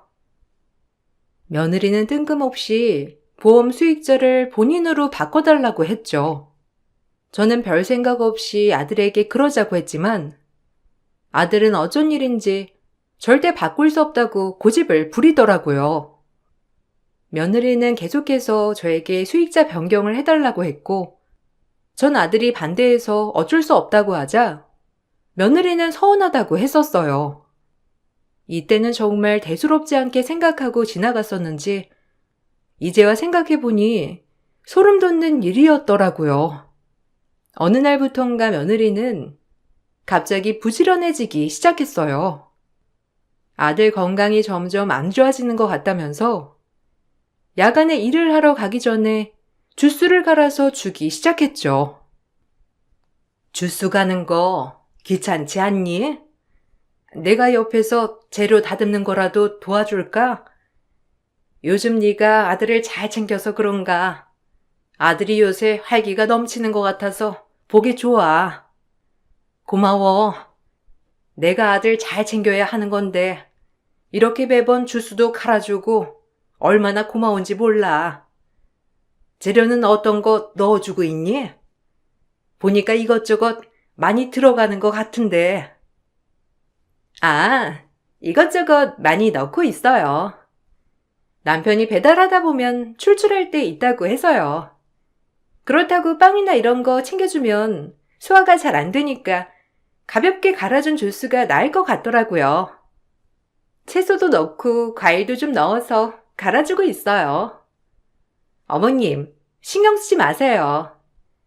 솔직히 이런 거 제가 챙겨야 하는 건데 제가 재료까지 싹 다 손질해가지고 한 번에 만들어주고 있으니까 신경 안 쓰셔도 돼요. 고맙다 정말. 그래도 와이프라고 갈아주는 거 깔끔하게 먹어주니 나도 너무 기쁘구나. 엄마가 갈아줄 때는 맛없다면서 입에도 안 대던 애가 네가 만들어주니 저렇게 잘 먹고 다니니까 얼마나 좋은지. 재료 필요한 거 있으면 언제든지 말하렴. 내가 장 볼 때 같이 사오마. 아유, 어머님. 그런 거 신경 안 쓰셔도 된다니까요. 이런 거 부르는 곳이 따로 있어가지고 거기서 한 번에 주문하면 돼요. 앞으로 제가 남편 건강 책임지려고요. 날이 갈수록 몸이 약해지는 것 같아서 큰일이에요. 주스라도 꼬박꼬박 잘 먹으면 좋을 텐데. 확 달라진 며느리 모습에 전 너무나 기뻤어요. 그런데 어느 날부턴가 속이 너무 안 좋더라고요. 음식을 먹을 때마다 소화가 잘 안 되는 것 같았고 평소에도 잘 체하는 편이라 그런가 보다 하고 넘어가려고 했는데 그때는 아들이 너무 신경 써서 검진을 받게 되었어요. 그렇게 검진을 받았더니 위암 초기 판정을 받았어요. 네? 위암이요? 어머님, 위암 걸리셨다고요? 병원에서 몇 기라고 하는데요? 초기면 수술도 해야 하는 거예요? 아, 지금 넉넉하지 않은 상황인데. 어머님, 보험 가입은 하신 거죠? 보험 청구하면 그래도 돈 꽤 나올 텐데. 지금 당장 치료를 받아야 한대요? 수술 비용은 얼마예요? 난 초기라서 그게 걱정할 필요는 없다고 하더구나. 조직만 금방 떼어낼 수 있다고 하고 항암하면 괜찮아질 거라고 하니 너무 걱정하지 마. 보험도 가입이 다 되어 있으니까 청구하면 되겠지. 니들 걱정할까봐 미리 말해주는 거야. 병원에서도 걱정할 단계는 아니라고 했어. 그래요? 일단 그럼 보험금 청구부터 하세요. 그럼 진단비도 나오겠네. 아우, 또 큰돈 들어가게 생겼네. 저번에 어머님 검진 받는다면서 검진 비용 낼 때도 후들후들 하면서 냈는데. 항암은 여러 번 받아야 하는 거 아니에요? 그거 다 보험으로 처리가 되나 모르겠네. 지금 이 상황에서 돈 얘기가 나와? 지금 발견한 것만으로도 다행이지. 자꾸 왜 돈동 거리는 거야? 엄마 보험도 다 가입되어 있고 초기라서 괜찮다고 하잖아. 그걸 다행이라고 생각해야지. 당신 왜 그런 식으로 말을 해? 됐다. 다투지 말아라. 내 걱정은 안 해도 되고 병원에서도 지금 심각한 상황은 아니라고 하니 일정만 바로 잡히면 치료 시작한다고 하니까 걱정하지 마. 꾸준히 치료받으면 나아진다고 하니까 신경 쓸 필요 없어. 위암 초기 판정을 받았다는 사실을 전하자 며느리는 바로 돈 걱정부터 하더라고요. 제가 검진을 받을 때도 검진 비용이 비싸다면서 굳이 받아야 하냐고 말렸던 며느리였는데 암으로 항암을 해야 한다는 소식을 들으니 바로 비용부터 확인을 했죠.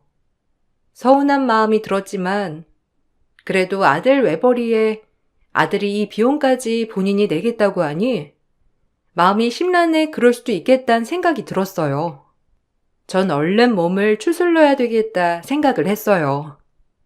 그런데 안 좋은 일은 겹쳐서 일어난다더니만 아들이 갑작스럽게 사고로 죽게 되었어요.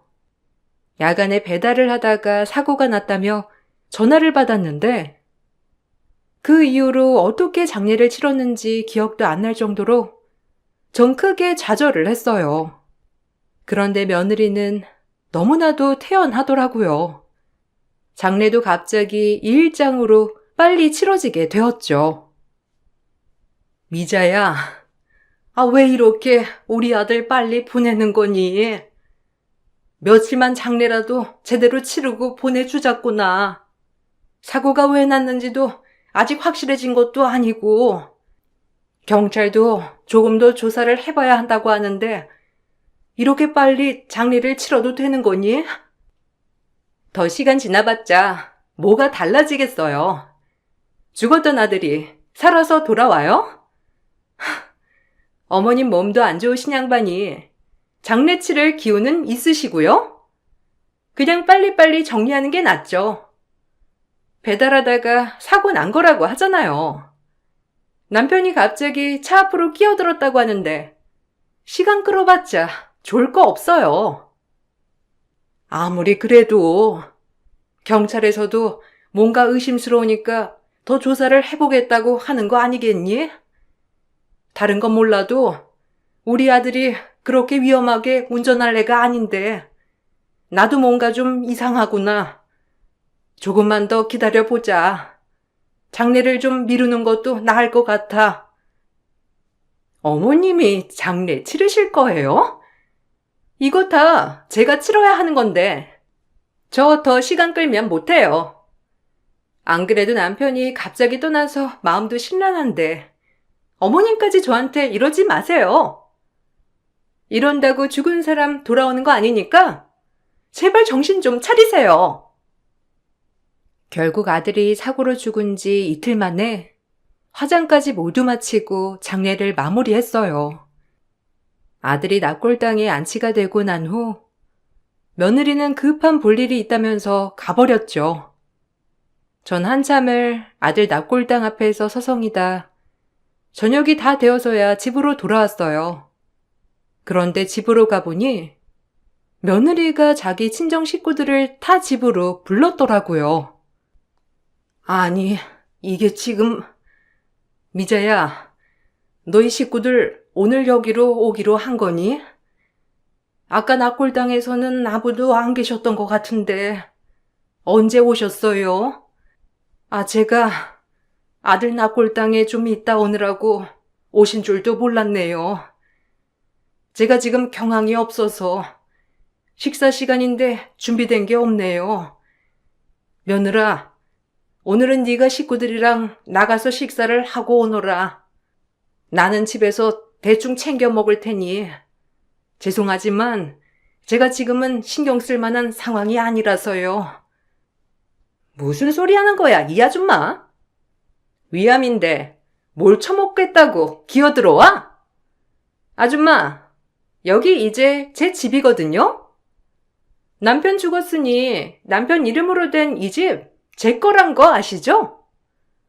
아줌마랑은 이제 남이니까 당장 이 집에서 나가세요. 뭐? 지금 뭐라고 했니? 이 집에서 나가라고? 아줌마? 너 지금 제정신이니? 이 집이 그리고 왜 네 집이야? 그래, 내가 이상하다고 생각을 했어. 이 집 차지하려고 그렇게 아들 일찍 보내려고 한 거니? 고작 내가 이 집 차지하려고 그랬을까 봐요? 아줌마, 이제 아줌마 지켜줄 아들 없어. 불쌍해서 봐줬더니만. 아들 죽었으니 당신이랑 나랑은 이제 남남이지 뭐. 가족이라는 둥 이러면서 챙겨달란 소린 안 하겠지? 아줌마, 짐은 내가 보내줄 테니까 내 집에서 나가! 당황해 서 있는 제 팔을 며느리 친정 식구들이 끌고선 밖으로 절 내쫓았죠. 아들을 잃은 슬픔에 몸을 가누기도 어려웠던 전 아무런 저항 없이 쫓겨나고 말았어요. 며느리의 실체를 알고 나니 무엇보다 멍청했던 절 원망하게 되더라고요.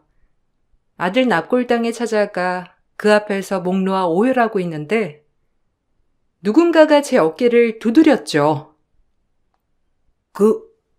동욱 씨 어머님 되시나요? 저는 동욱 씨가 배달하던 곳 사장이에요. 장례식장에 가려고 했는데 이미 장례가 끝났다고 해서 물어물어 여기까지 찾아오게 됐네요. 동욱 씨 일은 정말 죄송합니다. 사장으로서 제가 더 신경 썼어야 했는데 그날 제가 신경을 많이 못 쓴 것 같아서요. 경찰분들이랑은 얘기를 좀 나눠보셨나요? 사실 제가 좀 이상하다고 생각한 게 있어서요. 네? 이상한 거요? 그날 사고 때문인가요? 안 그래도 며느리한테 물어봤었는데 그날 동욱이가 낮부터 피곤하다는 얘기를 했다더군요. 아마 배달하다가 졸려서 잠이 와 그런 것 같기도 하고 졸음 운전하다가 차 앞으로 바로 쓰러졌다고 들었어요. 차가 피할 새도 없이 그냥 밟고 지나간 거라고. 아니, 그게 좀 이상해서요. 분명 저희 가게로 왔을 때는 졸린 기색이 하나도 없었거든요. 그리고 피곤하다고 하면 저희도 굳이 배달을 안 시키고요. 거기다가 그때 사고 났을 때 차량 블랙박스를 제가 확인을 했었는데 졸렸다기보다는 동욱 씨가 쓰러지면서 목 주변을 잡고 있었거든요. 그래서 이상하다고 생각해서 장례식장에 그 영상 가지고 갔었는데 이미 장례가 끝나 있더라고요. 동욱 씨 알레르기 있다는 거 저도 알고 있거든요. 혹시나 싶어서 배달 가기 전에 먹었던 주스통을 제가 수거해 오긴 했어요. 아들이 배달 알바를 하던 곳 사장은 배달을 가기 전에 며느리가 준 주스를 마시고 바로 출발했다며 뭔가 수상하다고 말을 하더라고요. 전 그 통을 가지고 경찰서로 향했어요. 얼마 뒤 며느리는 경찰 조사를 받게 되었습니다. 며느리가 줬던 그 주스병에서 아들이 심하게 알레르기를 가지고 있었던 재료가 나온 거였어요. 며느리는 절대 아니라고 잡아댔지만 아들이 사고 나기 얼마 전 보험 가입을 새로 들었던 내역, 보험 수익자를 본인으로 바꾸려고 여러 번 통화를 했던 내역이 있었죠. 알고 봤더니 며느리는 이미 보험 사기로 그 전에 처벌을 받은 이력이 있더라고요. 아들이 애초에 건강이 좋지 않다는 걸 알고서 며느리는 결혼까지 했던 거였고 여러 번의 시도 끝에 아들을 죽음으로 몰아넣었던 거였어요. 며느리는 핸드폰으로 알레르기 사망 사례를 수차례 찾아봤었으며 장례도 빨리 치렀던 이유 역시 시신을 화장하면 부검도 하지 못하니 그냥 지나칠 수 있을 거라 생각을 했던 거였어요. 배달업체 사장이 아니었다면 정말 끝까지 모른 채 지나칠 수 있었던 거였죠. 며느리는 그렇게 징역형을 받게 되었고 현재도 수감 중에 있답니다.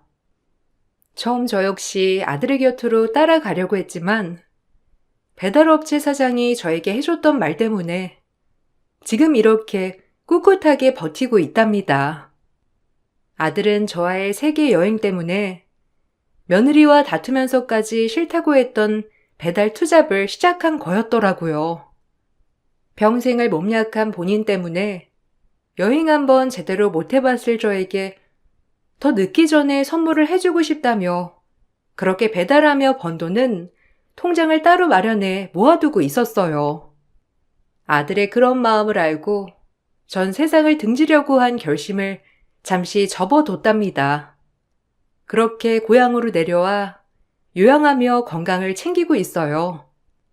지금은 좋은 친구들과 전국 여행을 계획하고 있답니다.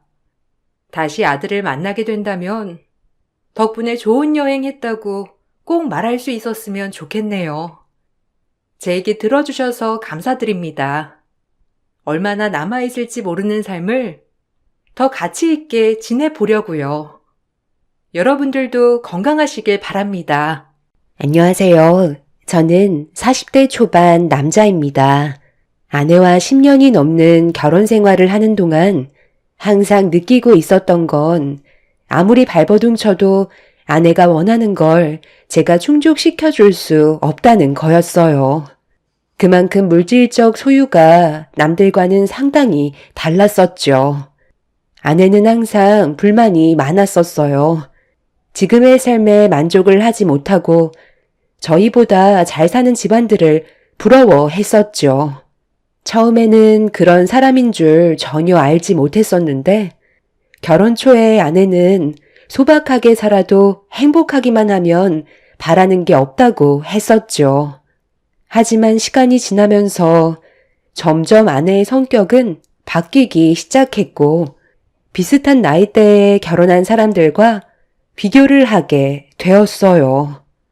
그러면서 제가 벌어오는 돈에 대한 불만이 커짐과 동시에 부부 싸움으로까지 이어지고 말았습니다. 이런 문제를 해결하기 위해서는 제가 더 뛰어다녀야만 했었고 그렇게 해야지 아내의 불만을 조금이나마 가라앉힐 수 있었습니다. 저도 사람인지라 이런 삶을 살아오다 보니 지치게 되더라고요. 그래서 아내에게 좀 쉬고 싶다고 하고 있는 일의 개수를 어느 정도 조절하는 게 좋을 것 같다고 했었지만 그럴 때마다 부부싸움은 당연한 결과로 이어지고 말았습니다. 차라리 말을 하지 않는 게 가정의 화목함을 유지할 수 있는 최선의 방법이었죠. 이런 생활이 계속 반복이 되다 보니까 아내를 향한 제 마음도 점점 식어가게 되더라고요. 그래도 제가 버틸 수 있었던 건 아이들 때문이었죠. 그렇게 살아온 지 10년이 넘어가던 시점에 그동안 싸웠던 건 아무것도 아니었을 만큼 집안이 휘청거릴 정도로 엄청 크게 싸운 적이 있었어요. 매달 생활비를 300만 원 정도 가져가는 사람이 어느 날 못 보던 가방을 하나 가지고 들어왔어요. 무슨 가방이냐고 물어보자 아내는 예민하게 반응을 하더니 신경 쓰지 말라면서 급하게 방으로 들어가더라고요. 10년을 넘게 살아왔었는데 딱 봐도 쓸데없이 또 사치를 부렸다는 걸 알 수 있었죠. 그 가방 이번에 산 거야? 대충 봐도 명품 가방인 걸 알겠는데 숨긴다고 내가 모를 줄 알았어? 그거 얼마 주고 산 거야? 집에 가방이 한두 개가 아닌데 또 가방을 사는 건 너무하다고 생각되지 않아? 방 하나가 가방으로 가득 차 있을 정도인데 당신의 사치는 언제쯤 멈출 거야? 이렇게 사는 게 당신은 행복하니? 내가 뭘 하던 무슨 상관인데. 당신은 돈이나 벌어오면 되는 거야. 지금 생활비도 턱없이 부족한 거 알고 있지? 애들 키우면서 내가 원하는 걸 충족시켜 주려면 지금 하는 일로는 부족하지 않겠어? 웬만하면 저녁에도 들어오지 말고 대리운전이나 한 건 더 뛰는 게 좋을 것 같은데. 그래야 나랑 우리 애들 먹여 살리지. 당신이 사치를 줄일 필요는 없는 거야? 내가 힘들다고 계속 말하고 있는데 지금보다 얼마를 더 해야 멈출 생각인 건데. 계속 이렇게 살면 우리의 관계도 더 이상 유지하기 힘들다는 거 잘 알 거 아니야. 그냥 갈라섰으면 좋겠어? 이제 그만 좀 하자. 이런 식으로 사는 건 아무 의미가 없는 삶이라고.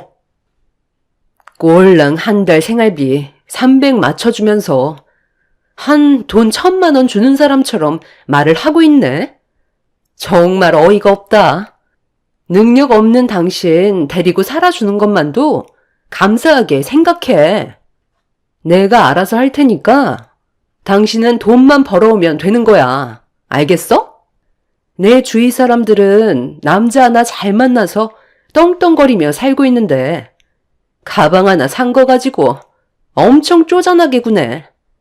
내가 외제차로 바꾼 것도 아니고 꼴랑 가방 하나 새로 장만한 게 그렇게 마음에 안 들어? 나도 능력 없는 당신이랑 사는 거 지긋지긋해. 저와 아내는 서로가 가지고 있던 불만이 터져 나오게 되었고 결국엔 상처가 되는 말들을 쉬지 않고 내뱉었어요. 저도 더 이상은 이런 식으로 살고 싶지 않았어요.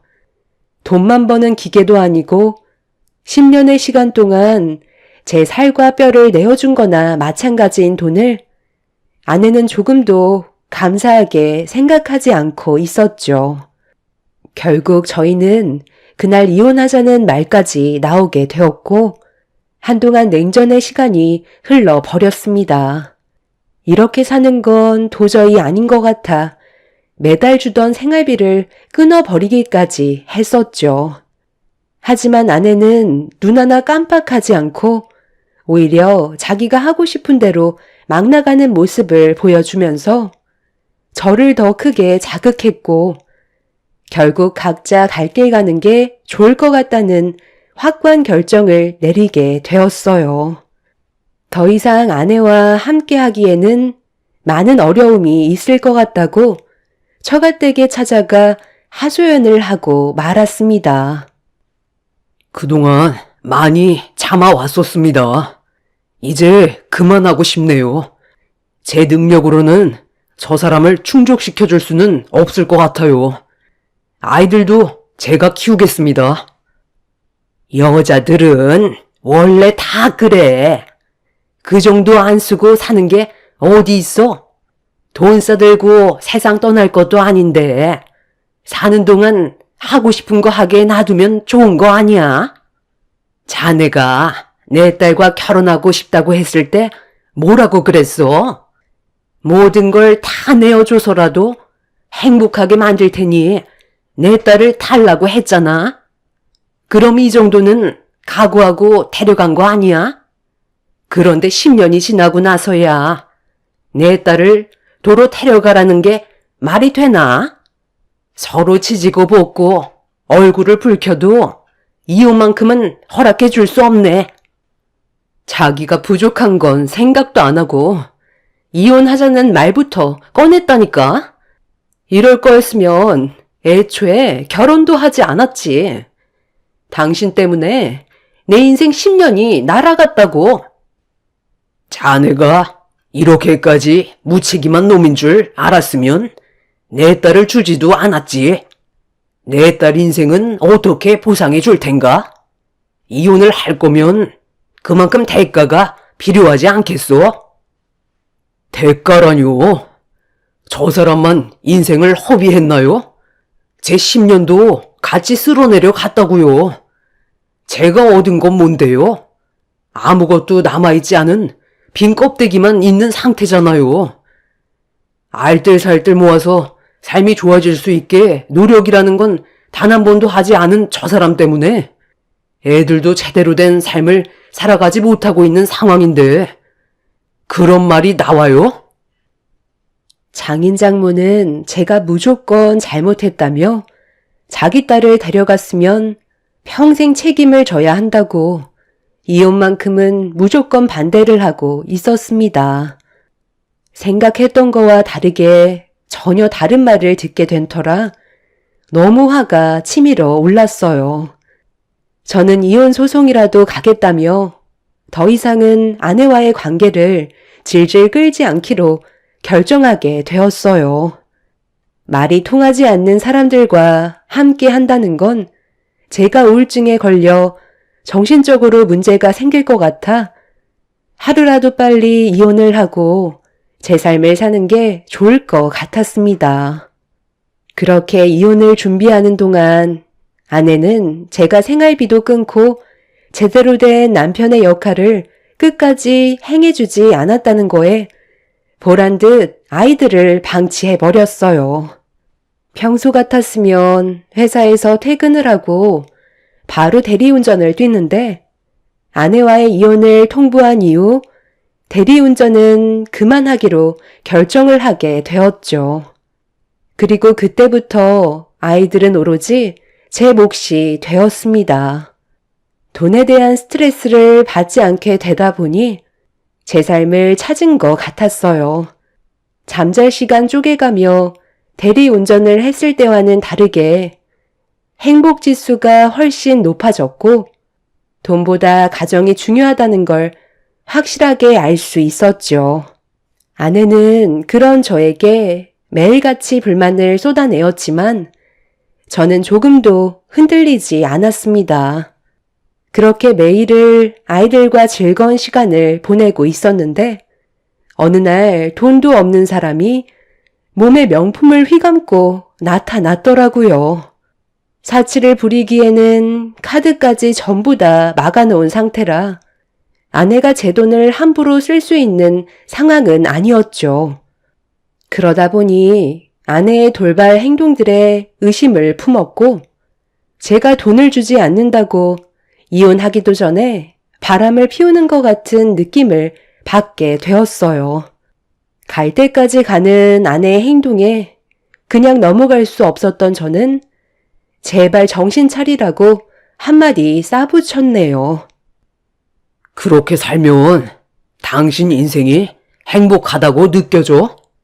내가 봤을 때 그거 병이야. 생활비 끊었다고 나 몰래 다른 남자 만나고 있는 거지?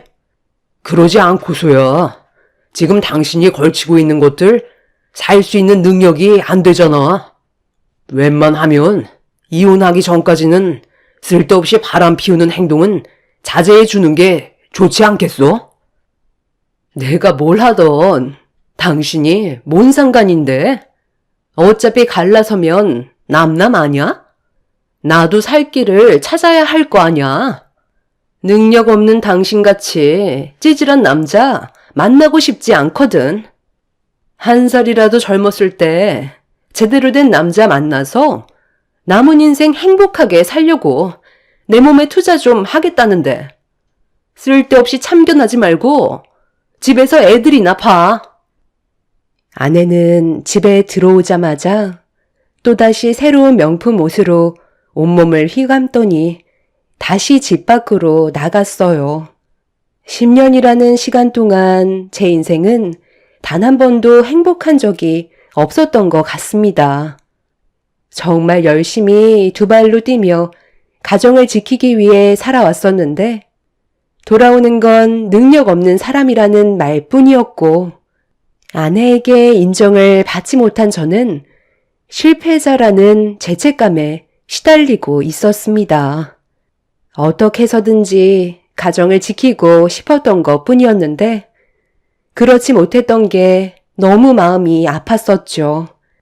그렇게 아내와 이혼을 통보하고 정신적으로 힘든 삶을 살아가던 어느 날 매일같이 아이들과 제가 자고 있을 시간인 늦은 새벽이 되어서야 집에 조심히 들어왔어요. 방문을 살짝 열어 문틈으로 아내를 바라봤는데 양손 가득 명품 가방들과 옷들이 가득하더라고요. 꽤 지쳐있는 얼굴을 하고 있었지만 가지고 들어온 명품들을 바라보면서 뿌듯해하고 있었습니다. 그때 아내가 저와 이혼도 하기 전에 외도를 하고 있다는 게 확실해 보였고 저에 대한 마지막 예의가 아닌 것 같아 화가 치밀어 오른 저는 확실한 증거물을 만들어 아내에게 제대로 된 위자료 청구 소송까지 갈 생각을 가지고 있었습니다. 그때부터 아내의 뒤를 미행해야겠다는 결정을 내리게 되었고 다음날부터 아내를 따라다니기 시작했어요. 그런데 이 사람이 정신이 나갔는지 남자를 한두 명 만나고 있는 게 아닌 듯 보였습니다. 전화 통화를 받더니 잠시 뒤 한 건물 안으로 들어갔고 한참 뒤에나 나오던 아내는 작은 명품 가방 하나를 들고 나왔죠. 그리고 또 다른 지역으로 옮긴 아내는 누군가를 기다리는 듯 보였고 전화가 왔는지 반갑게 웃으면서 대화를 나누다가 또다시 건물 안으로 들어갔습니다. 이런 일들을 반복적으로 하던 아내는 어느새 집에 도착했을 때 양손 가득 명품들이 한가득 쌓여 있었어요. 아내는 자기가 원하는 걸 얻기 위해 다른 남자들 집에 들어가 원하는 걸 내어주고 대신 명품을 받는 것 같은 느낌이 들었어요. 왜 이렇게까지 하는지 이해를 할 수가 없었죠. 한참 동안 집에 들어가지 못하고 온갖 상상을 하던 저는 아내가 도대체 어떤 일을 저지르고 있는지 확인해 보기 위해 집으로 들어가 명품 물건들을 정리하고 있는 아내를 돌려 세운 뒤 대화를 시도했습니다. 나는 당신과 할 말이 없는데 뭐가 더 남은 거야? 또 쓸데없는 말 할 거면 그만 내 방에서 나가줬으면 좋겠는데. 당신이야말로 어디 갔다 온 건데? 애들 배고파하는 거 안 보여? 쓸데없는 짓 할 시간에 애들이나 챙기지 그래? 내가 애들 볼 때는 그래도 끼니는 거르지 않게 했거든. 당신은 도대체 할 줄 아는 게 뭐야? 당신 요즘 뭐라고 다니길래 이렇게 많은 명품들을 가지고 집에 들어오는 거야? 나 말고 다른 남자 만나고 있기라도 한 거야? 우리 아직 법적으로 부부인 거 몰라? 내가 남자를 만나던 뭔 짓을 하던 그게 당신이랑 무슨 상관이야? 나는 가지고 싶은 걸 충족시켜주지 못하는 능력 없는 당신 때문에 지질이 궁상처럼 살 바엔 다른 사람들이 원하는 걸 내어주고 그에 대한 대가를 얻는 삶이 훨씬 좋다는 걸 깨달았어. 그걸 뒤늦게 깨달았지만 그래도 나는 지금 상당히 만족하고 있다고. 부자들은 확실히 다르더라고. 나도 능력 있는 좋은 남자 빨리 만나서 제대로 된 인생 살아봐야 되지 않겠어? 나 정도 얼굴에 몸매가 되니까 남자들이 달려드는 것 봐. 돈 많고 능력 있는 남자가 애 딸린 이혼녀를 누가 좋아해 준다는데? 그 사람들은 눈이 없냐? 당신이 뭔가 착각하고 있는 것 같은데 당신은 그냥 놀잇감에 불과한 거라고. 명품에 눈이 멀어 이용당하고 있는 걸 모르고 사는 당신이 정말 한심하다. 나이가 몇인데 아직까지도 철없는 생각을 가지고 있는 거야? 제발 좀 신경 꺼. 더 이상 나한테 미련 갖지 마. 나도 할 만큼 하면서 살아왔다고. 당신이 나한테 이래라 저래라 할 처지는 아니잖아?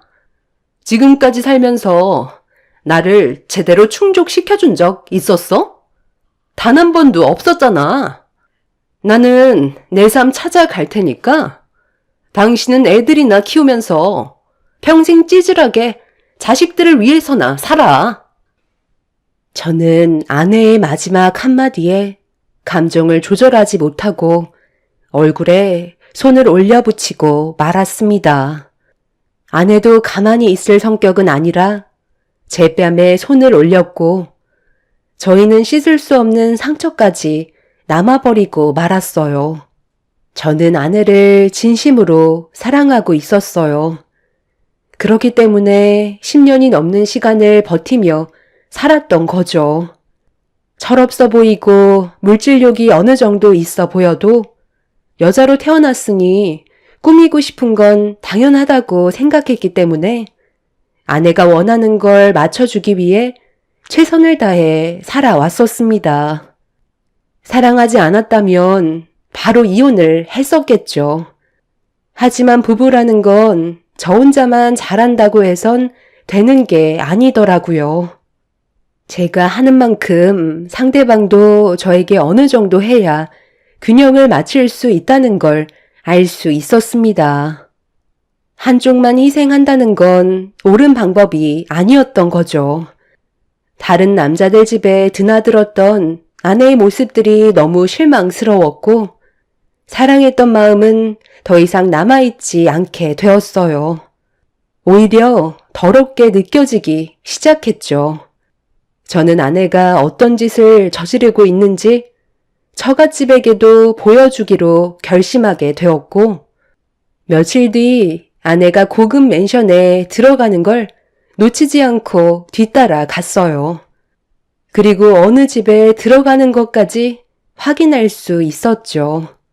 한번 들어가면 최소 2시간 정도 있다가 나오기 때문에 저는 그때를 놓치지 않고 처갓집에 연락을 취해 아내가 저 말고 다른 남자 집에 들어갔다며 두 눈으로 직접 확인해 보시라고 주소를 알려드렸습니다.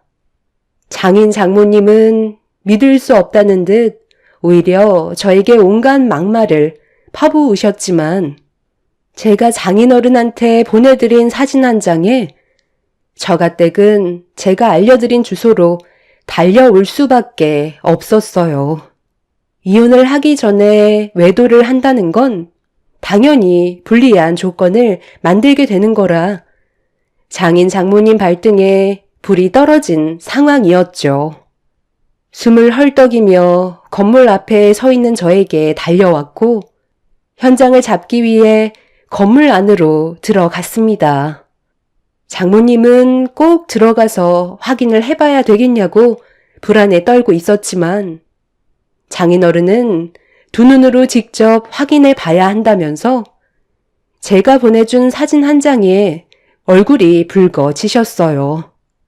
장인어른한테 전송했던 사진은 어느 한 건물에서 아내가 나올 때 어떤 남자와 같이 걸어 나오고 있었는데 서로 포옹하는 장면이었어요. 그리고 아내가 눈웃음을 치고 있었고 누가 봐도 그건 바람이었죠. 서로 모르는 사이인데 낯선 남자와 포옹을 하지는 않잖아요. 저는 그때부터 아내가 저 말고 다른 남자와 만나고 있다는 걸 확실하게 직감할 수 있었죠. 그렇게 아내가 들어간 문 앞에 멈춰서서 모자를 푹 눌러 쓴 채 벨을 눌렀고 집안에서 아내가 저보고 누구냐며 제 신분을 확인하기 위해 물어보고 있었어요. 집안에서 아내의 목소리가 들려오자 장인어른과 장모님은 얼굴이 사색이 돼선 온몸을 부들부들 떨고 있었습니다. 제가 경비실에서 왔다며 물건 하나를 맡기셨는데 가져가지 않으셔서 도로 가져왔으니 사인하시고 다시 가져가라고 하자 문 앞에 놔두라며 문을 열어주려 하지 않았지만 중요한 물건이라고 하셨는데 문 앞에 두는 건 문제가 생길 수 있으니 직접 받으셔야 된다고 하자 아내는 잠시만 기다리라는 말과 함께 현관문을 살짝 열었고 저는 그때를 놓치지 않고 문을 활짝 열어 집 안으로 들이닥쳤어요. 아내는 가운에 시루라기만 걸친 상태로 저와 눈이 마주치게 되었고 장인 장모의 얼굴을 보자마자 비명을 지르면서 급하게 방으로 도망을 쳤어요. 장모님은 충격적인 아내의 모습을 보고 다리에 힘이 풀리셨는지 그 자리에 주저앉아 버렸죠. 장인어른은 아내가 들어간 방문을 두드리면서 당장 튀어나오라며 소리를 지르기 시작했어요. 저도 너무 충격이었던 게 아내의 옷차림은 상상조차 하지 못했던 장면이었죠.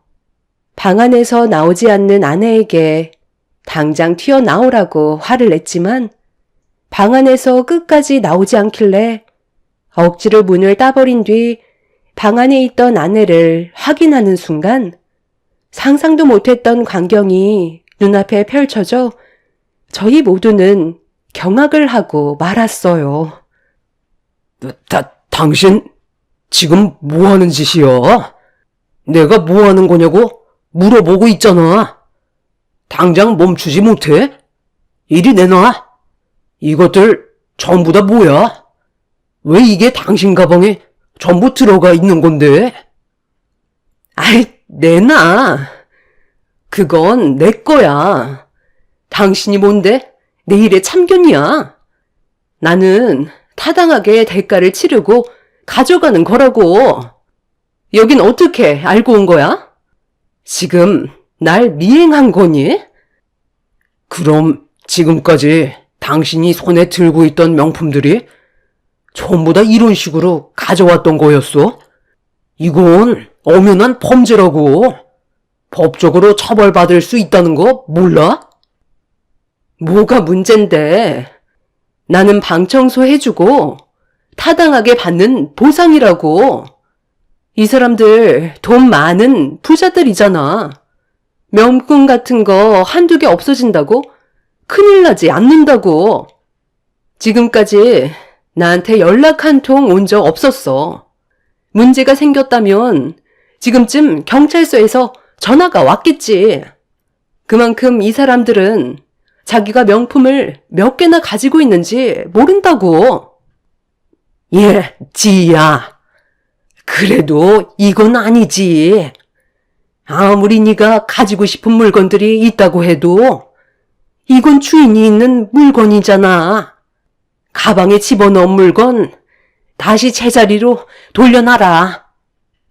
그럼 진호 바람 피우고 있던 게 아니라 그동안 고급 아파트 집에만 골라서 들어가 청소해주는 척 하면서 명품 물건들을 빼왔었던 거니? 그럼 이 사진은 뭐야? 이 남자랑 왜 포옹을 했던 건데? 이건 누가 봐도 바람 피우고 있는 모습이잖아. 이 남자와는 따로 만나고 있기라도 한 거야? 그 사람이 계속 나를 의심하는 것 같아서 일부러 그렇게 접근한 거예요. 남자들은 단순해서 자기한테 조금만 관심을 가져도 다른 생각을 하게 되잖아요. 내가 몰래 명품 옷 하나 가지고 나오려다가 가방에 집어넣었던 걸 봤는지 의심하는 것 같길래 잠깐 접촉해서 터치 좀 해준 것 뿐인데 그때부터 개인적으로 연락이 오더라고요. 저는 목적이 명품 옷이었기 때문에 더 이상의 관계는 없었다고요. 그냥 거기에서 끝이에요. 저도 나름 방법을 찾은 거고 청소울에 들어오면 잘 사는 집들만 골라서 대충 청소해주고 보상으로 받아간 것뿐인데 크게 잘못된 건 아니잖아요. 이제 집주인들 올 시간 됐어요. 마주치기 전에 빨리 나가야 된다고요. 이 몸 망가뜨린 건 당신이 저지른 거니까 대신 보상해주고 와. 나는 먼저 나가야 된다고. 함부로 남의 집에 들어오는 게 더 큰 범죄인 거 몰라? 저와 장인 장모는 아내의 충격적인 행동에 할 말을 잃어버린 상태였어요. 남자들 집에 들어가 바람을 피우는 줄 알았는데 아내는 비싼 집만 골라 들어가서 명품을 훔치고 있던 거였습니다. 아무리 물질욕이 강하다고 해도 이런 행동을 저질렀다는 거에 너무 황당한 상태라 아내의 모습을 멍하니 바라보고 있었는데 아내는 뭔가 아쉬웠는지 제 손에 들려있던 가방을 빼앗아 옷장에 걸려있던 명품 옷들을 더 꺼내 구겨넣고 있었습니다.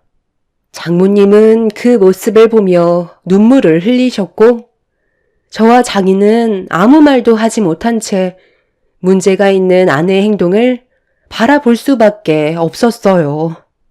그렇게 급히 집 밖으로 뛰쳐나가려는 아내를 붙잡아 저는 경찰에 신고를 하게 되었고, 잠시 뒤 집주인분들과 경찰들이 집 안으로 들어오면서 사건은 마무리가 되었습니다.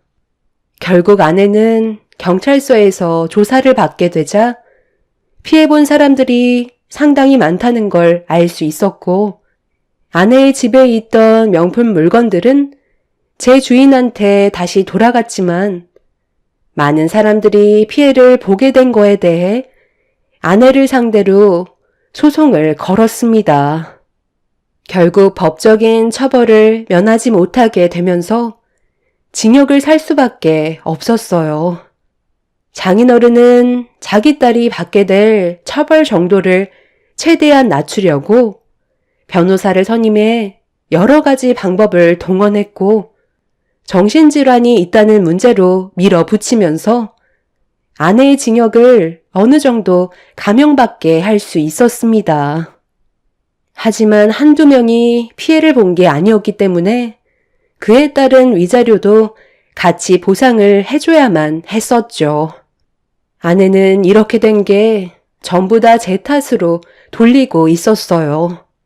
능력이 없는 저를 만나 제대로 된 삶을 살지 못해 가지고 싶은 걸 가질 수 없는 자신의 인생이 너무 불쌍해 이런 방법을 선택한 거라고 모든 걸 제 탓으로 돌리고 있었어요.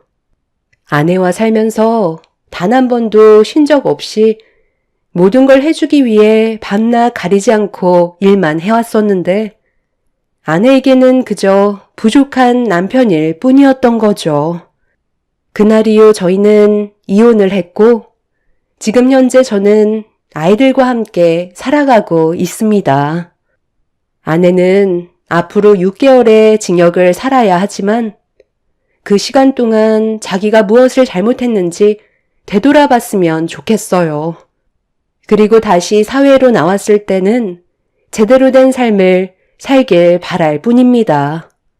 아이들이 상처받을까봐 이런 상황을 말하지 않고 있지만, 엄마만 기다리고 있는 아이들이 너무 불쌍하기만 하네요. 제가 그렇게 잘못한 건가요? 능력이 없는 게 죄라면 할 말 없지만, 그래도 저는 최선을 다했는데 그걸 알아주지 못한 아내한테 너무 서운하네요. 앞으로 어떻게 살아야 할지 모르겠어요. 부모님께서는 아이들의 교육적인 문제에서도 이혼을 한 게 잘한 선택이라곤 하지만 마음이 씁쓸합니다.